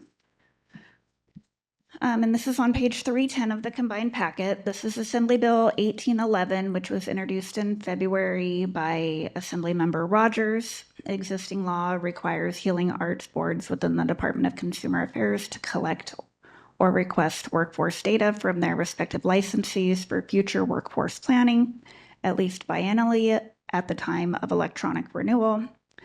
This bill would change it. It would require additional information such as hours worked in inpatient and outpatient care, hours worked providing direct outpatient primary care services, whether the licensee accepts Medicaid, and whether the licensee offers a formal sliding fee.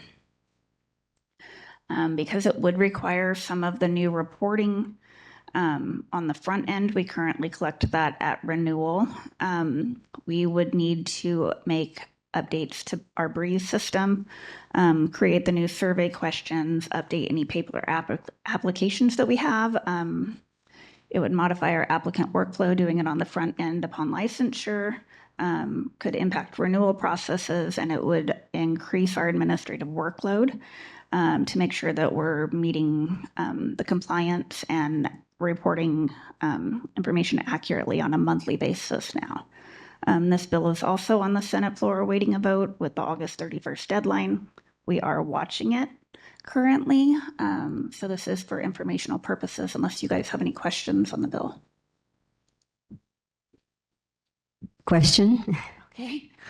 Well, I know that when we renew our licenses that we're asked some of these questions, but is this bill going to make it in some way mandatory for us to provide this? Because at one level it says require the data be collected or requested. So what does that mean? Do we have to provide it? I'm not sure. I know right now you have the option to decline to state for each question. Right, we do, I think. I think the assumption would be you would still have that, but it's not identified in the bill. Could we do something like to ask for amendments or, or clarification? What would we do? We could, but I believe we'd have to have a support if amended or Oppose if amended. We'd have to have a motion of some sort if I'm not mistaken. To do anything about that? Or can you clarify with the sponsor or? We could reach out and get more information. Get more information? Yeah. Yeah. Without a motion. Okay. I think that would be important. I think licensees would want to know, do I have to provide this about sliding fee scale if I'm a Medicaid provider or that kind of thing? Yeah, so you would direct staff to engage those types of questions. Oh, okay. So do we need a motion for it? No. So can I direct staff to get that additional information? Okay. If there's specific questions that you'd like her to ask, please. Okay. Okay. So what I'd like to know is, would the board be required to collect it or just be required to request it? And would the licensees be required, or could they opt out to provide that information? Yes, I just pulled up the bill and subsection F, a licensee or registrant shall not be required to provide the information listed in subdivision B as a condition for license or registration renewal. Okay, so that answers that question. Yes. Okay, so I think we're okay, and we don't need to ask any additional questions, right? But would it still be an administrative change? Oh, because we would have to do it at the time of licensing. We would have to get, which we don't do right now. Yes, but it would be it's not just impacting our board. It would be a DCA wide IT change. So DCA, right? Okay. And I believe from the fiscal that's absorbable in the terms of the existing contract. It should be. Yeah. Okay. Okay, thank you. You're welcome. Any other questions? Seeing none, we can proceed. So those were the only two new bills. Were there questions on any of the other bills in A, B, or C that anybody had? No. Yeah. Seeing none from the board, let's open it up for public comments on 11A, B, and C.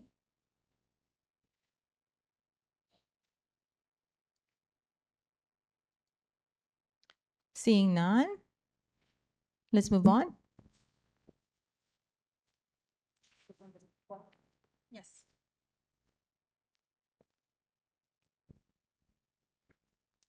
Okay, so that would be, sorry, I have too many papers in front of me. That would be okay. Item 12.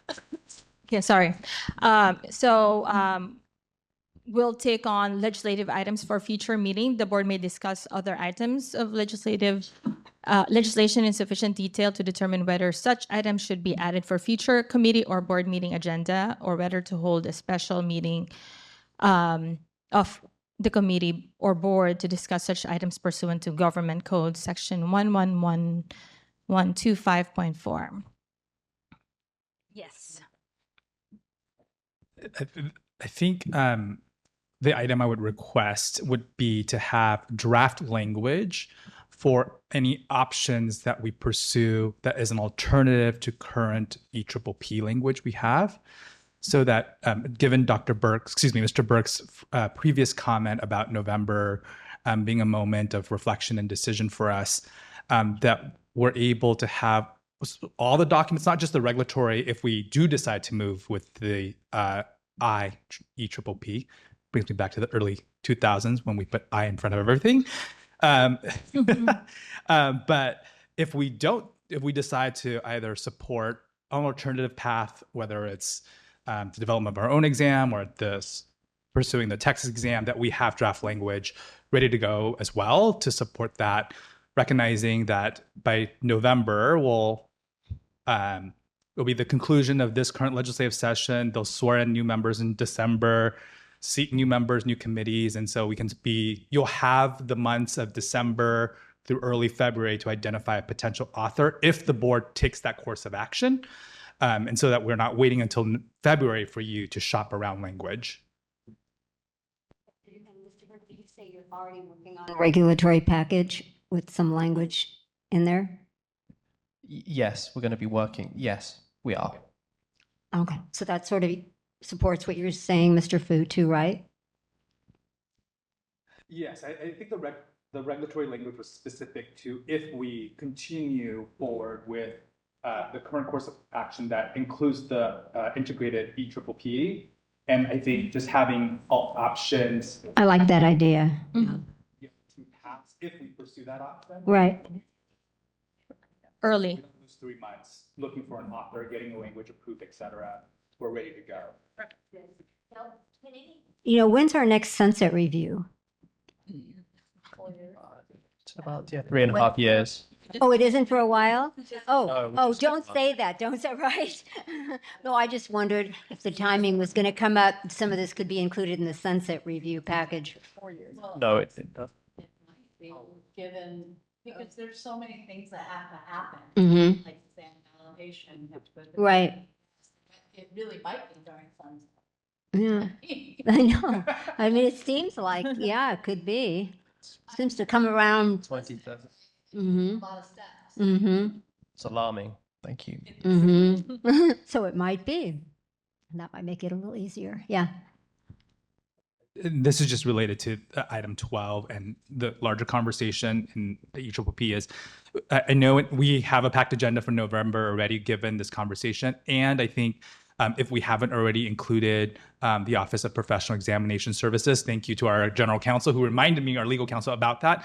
I think it would be helpful to have OPES there as a part of that conversation, because I think to our legal counsel's point that if the board decides to pursue an option that does include a different exam, we'll need to have an understanding from the team at OPES of what that would entail, what are the consequences of, et cetera. And I think that adds to the additional information we have to make a decision.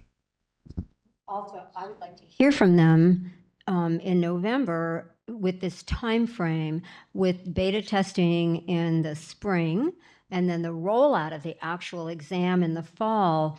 Will they have time to do their own work on their review of the new IEPPP? Or will people be taking that exam with maybe a partial review by OEPS? What OPES? What can we see realistically from them? So it'd be very helpful if they could come to our November meeting. And just saying November is already packed. I know that's what Mr. Burke is going to say, so I'm sure he will. November meeting is also in Southern California, so the costs and stuff Mhm. associated with them traveling. Mhm. It may not be possible for November, but it could be. February? Okay. But yeah, then February seems fine, but we just need to have that. I think we need to know. We need to have that kind of information. What would their time frame be, or what would they, because I know you said that they have some information already from ASPPB about the new exam, but I don't know how much they have. Yes, I'll invite OPS to November, but as already mentioned, it's probably more feasible for them to come to the Sacramento meeting in February, and they can present on where they are, timelines, all the information we need. And can you ask ASPPB in the meantime when they think they could provide, maybe you've already done that, the information to OPES that they will need? Like, what can we expect from ASPPB in terms of timelines? I have done, but I'll continue to do so, and I'll, as directed under a previous agenda item, I'll be discussing timelines with ASPPB a lot in the next few months. Thank you. So just to sum it up, from Mr. Fu's request for agenda item number 12, we're gonna look at having a future agenda meeting on the draft language for options, as well as a possible future agenda item for OPES to come for the future board meeting. Since we know where we're going in terms of listing different options, and given the perspective shared that it is expensive to fly staff down for one item in November, I think a written report between now and then is sufficient, certainly sufficient for me to have information where if we can ask our colleagues in OPS to provide a brief, the board is considering staying the course, looking at a Texas option, looking at designing its own exam. What does it mean to pursue those options and have a written communication to us? I think that will be helpful in lieu of the expenses of flying folks down. Really mindful of that, and thank you for bringing that up. Sounds good. Some issues with that. Oh, okay. OPES would not be able to see the Texas exam because it does not exist yet. So there are some issues so they will be giving you some hypotheticals. So we will certainly ask them to provide. I'm going through this with a different client, so that's why I'm saying there's going to be some issues with something. And also, I think it's invaluable to talk to the psychometrician, like versus not being able to have a dialogue.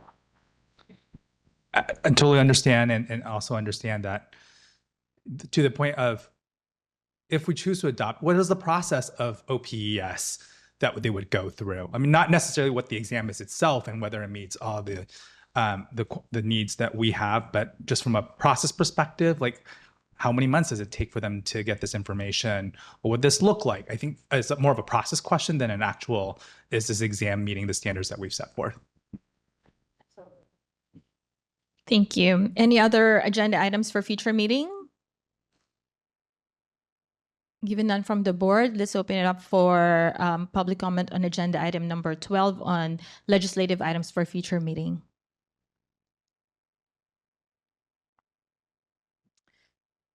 Seeing none, let's move on to agenda item number 13, which I thought was number 12 earlier. I know.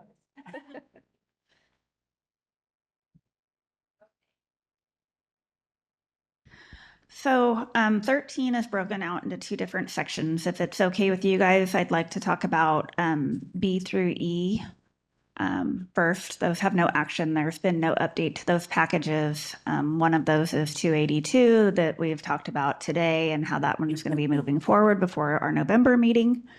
Are there any comments or questions from the board on those packages?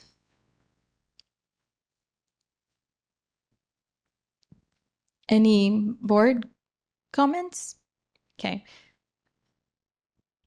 Let's ask the public comments on 13E.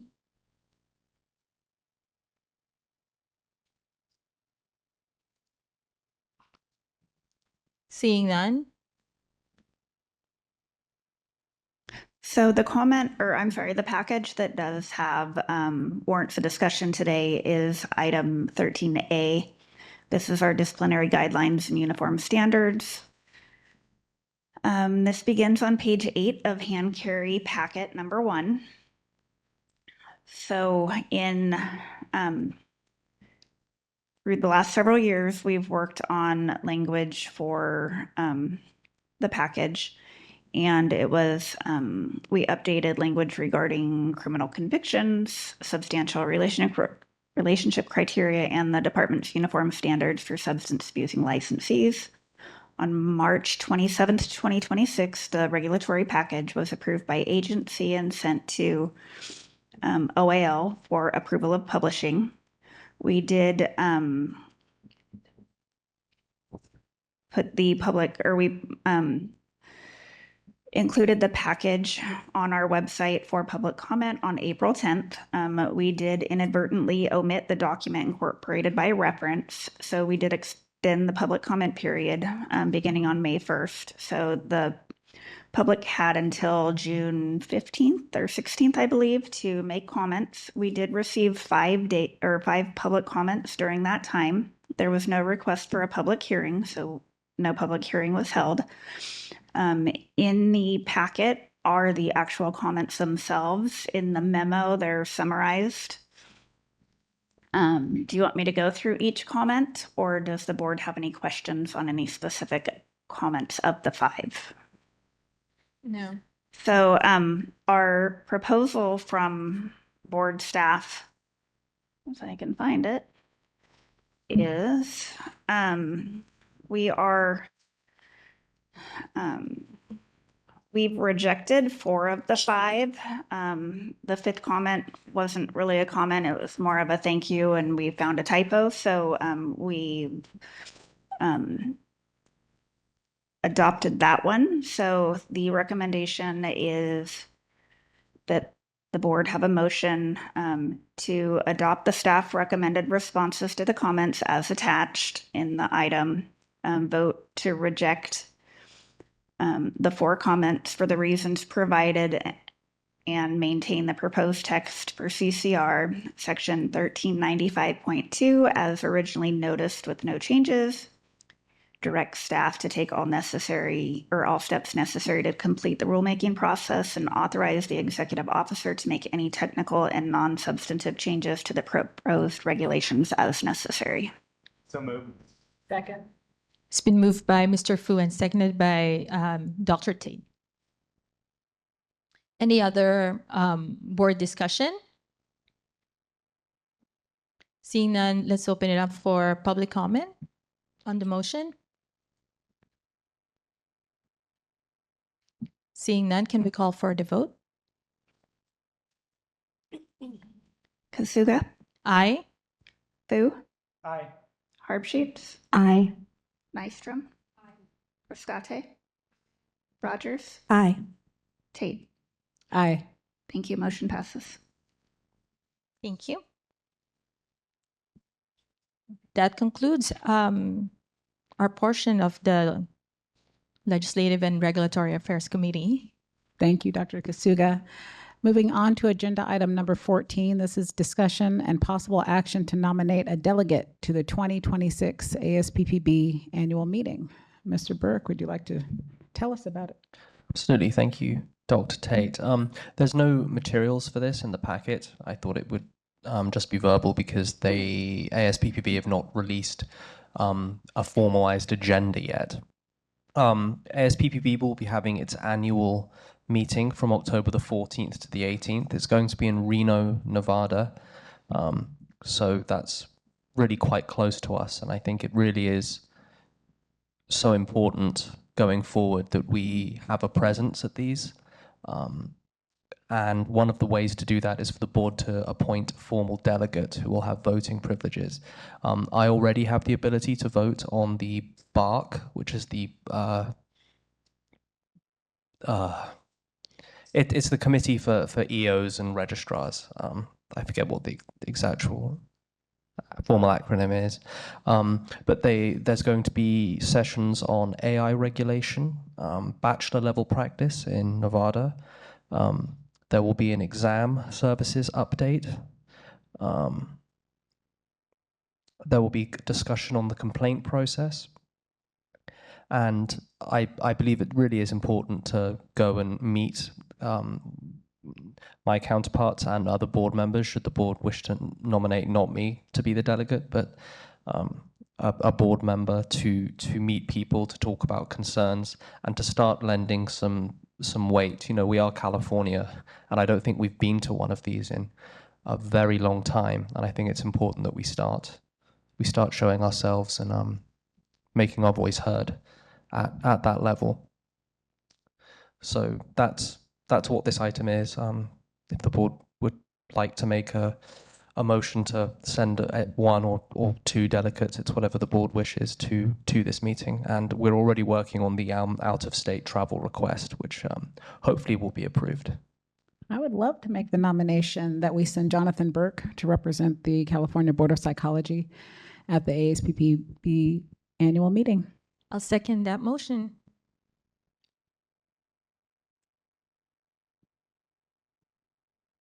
Can I make an amendment to add a board member to join Mr. Burke if there's a board member who's interested?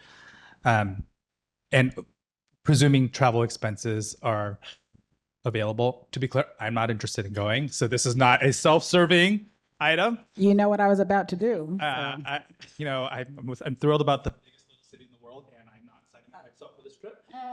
But I want to make sure that, Mr. Burke, you have backup. And if you feel like you need backup in terms of additional people behind you,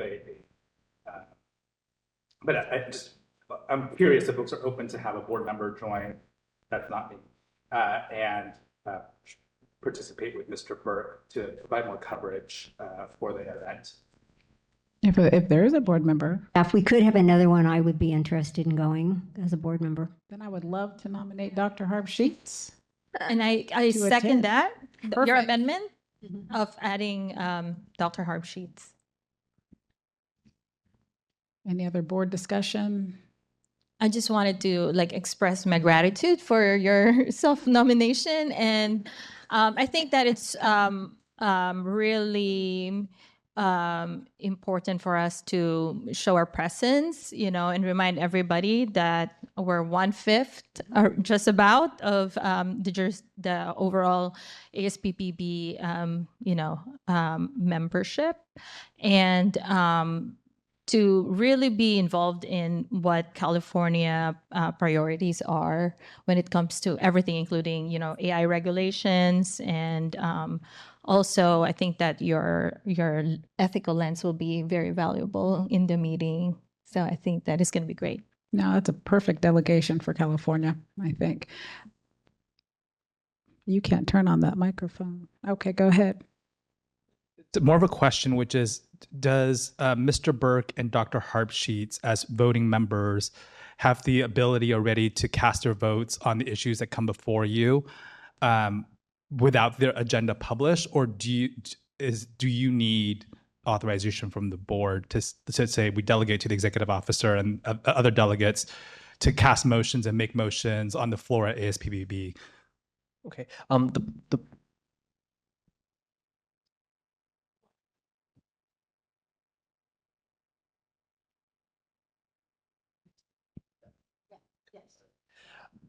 I would.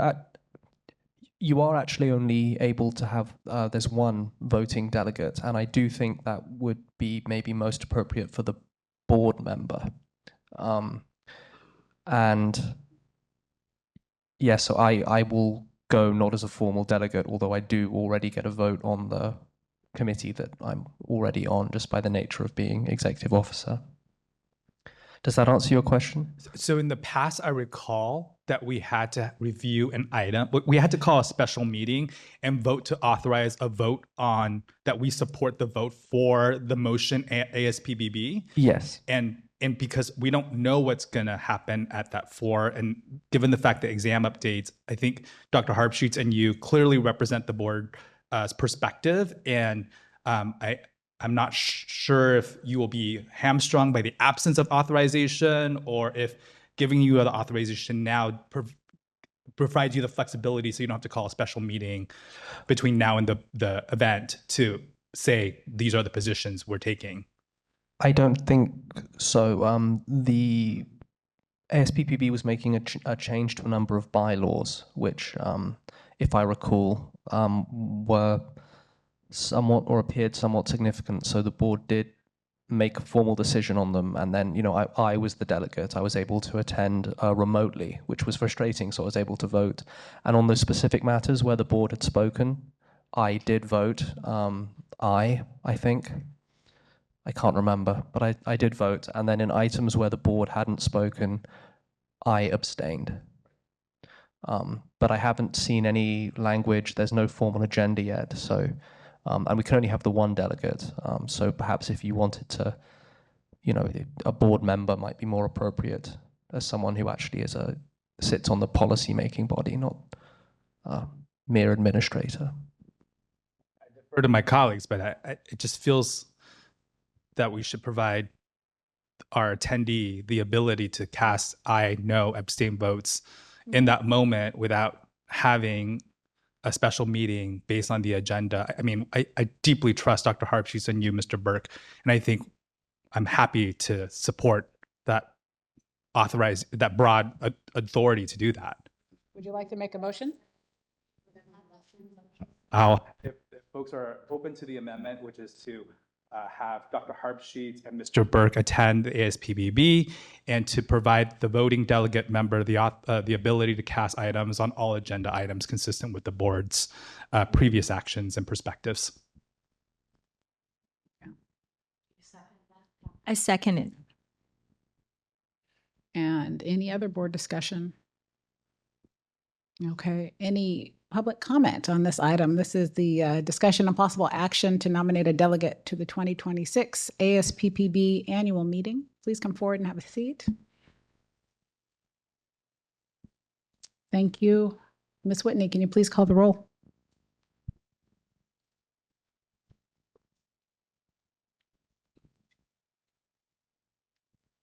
Kasuga? Aye. Fu? Aye. Harpsheets? Aye. Nystrom? Aye. Rescate? Aye. Rogers, Aye. Tate. Aye. Thank you. Motion passes. Thank you. Agenda item 15, recommendations for agenda items for future board meetings. The board may not discuss or take action on any matter raised during this public comment section except to decide whether to place the matter on the agenda of a future meeting. Any board comment? I have a few comments myself, but I'm opening. Dr. Kazuka? I do. I have two proposals. One would be I would appreciate if Dr. Rogers would again have a mindfulness activity to start our next board meeting in November, no matter how packed it is. And then I have a second proposal for a future meeting. It has come to my attention that licensed MFTs and are performing autism psychodiagnostic evaluations, and this is different from the LEPs that we discussed. So just a quick background, this is with regards autism psychodiagnostic evaluations that is not performed in the course of therapy. They are conducted in autism testing centers, for instance, at Kaiser. It's not part of a multidisciplinary team that involves a psychologist, and it's a standalone evaluation that the report is not different from a psychologist. Like, it's exactly the same. You wouldn't know which one is done by a psychologist and which one is done by an LMFT. And so I am confused because the Business and Professions Code grants LMFTs explicit authority to assess, evaluate, and treat relational issues, emotional disorders, behavioral problems, mental illness, alcohol and substance use, and to modify intrapersonal and interpersonal behaviors, none of which is relevant to autism, which is a neurodevelopmental disorder. So it's kind of like similar to intellectual disability. So this is a consumer protection issue because families are getting confused. They have a diagnosis, for instance, from an autism diagnosis from an LMFT, and then they cannot get services from insurance because it's not considered a formal medical diagnosis that they would get from like a psychologist, for instance, or a licensed physician or a developmental pediatrician who normally does this evaluation. So there's confusion with regards getting services for someone, like a therapy that's required for someone with autism, or regional center services, for instance. And so so my agenda item is focused on wanting clarity on what and who could perform autism psychodiagnostic evaluations and for what purpose, because the Business and Professions Code is unclear from my reading of it. And I guess my proposed agenda item will be a discussion and possible action to direct the board staff to explore options to reduce confusion on who can perform autism spectrum disorder psychodiagnostic evaluations. And it doesn't have to be in a board meeting that's like upcoming. It could be at a later board meeting, considering the board's priorities. So it's like for a future meeting, if there is like kind of like time to address it, and or it could be in a committee meeting too, since there's some clarity or questions with regards the understanding of the Business and Professions Code. It can be at the future committee meeting with the Legislative and Regulatory Affairs Committee. Thank you for bringing that up. I haven't seen that in my evaluations. I'm wondering though, since it is, you've only mentioned LMFTs in that, in your concern, I'm wondering if it's initially more appropriate to have the executive director from Board of Psychology reach out to the BBS Executive Director, just to get that clarity before putting on an agenda or, and then maybe secondary, bringing it to the legislative committee to discuss what Mr. Burke finds out regarding limitations or. Yeah, yeah.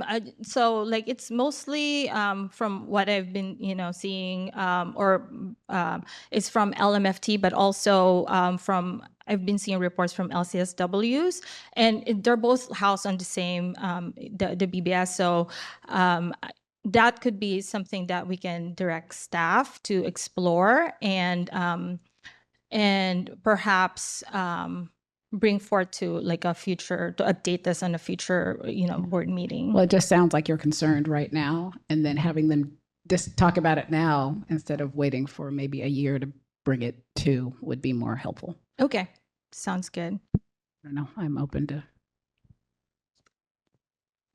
So for the exploration, is that something that we will just like let you know, and then you can, or?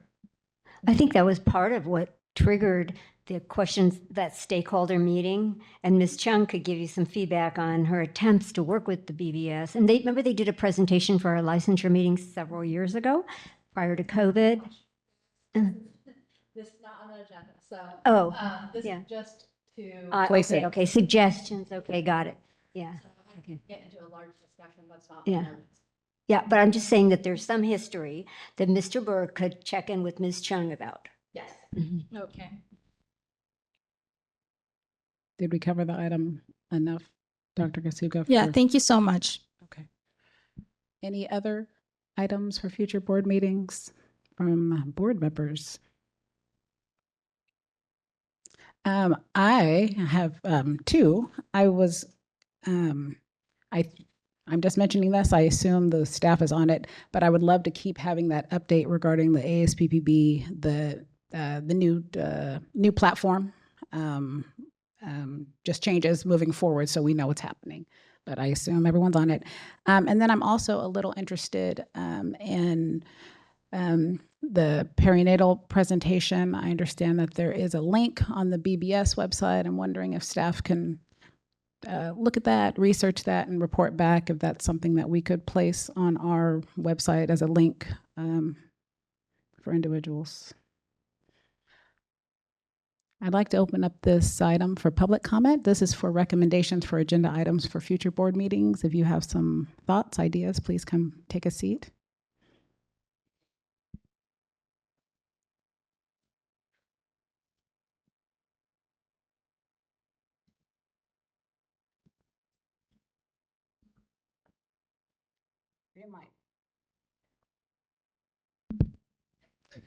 Hi, my name is Dr. Saurabh Gupta. I'm a licensed psychologist. One of the things that was a little puzzling to me when I heard earlier that registered psychological associate applications are being processed in about 3 weeks' time. That's not been my experience. It was over two weeks, and it was simply for an associate who was already registered but just needed a change of supervisor. So that shouldn't have taken more than 2 months. And moreover, I wonder why that's a process we can't do via Breeze. Again, we're talking about somebody who's already got registered with the Board of Psychology as a psychological associate. We're just changing supervisors or maybe changing addresses. This seems like a small administrative hurdle that I would think could be processed via Breeze. That's it. Thank you.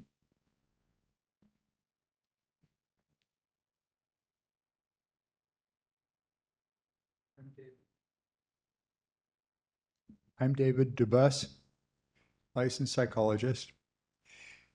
Having a pamphlet available for people to find out about what a psychologist is and who a psychologist is seems like a failure of imagination when it comes to getting that kind of information before the public.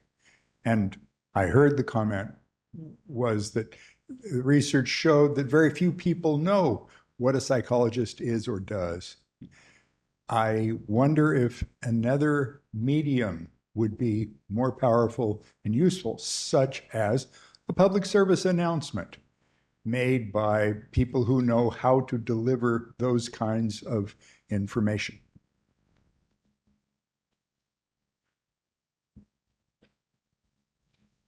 Thank you.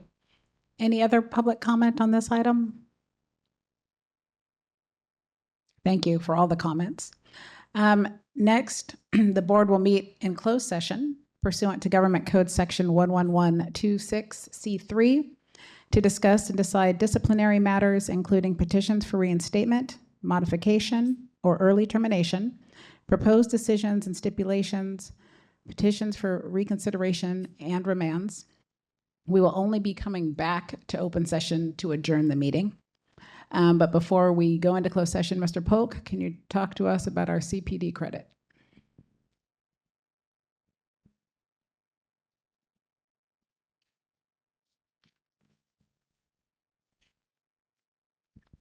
Yes.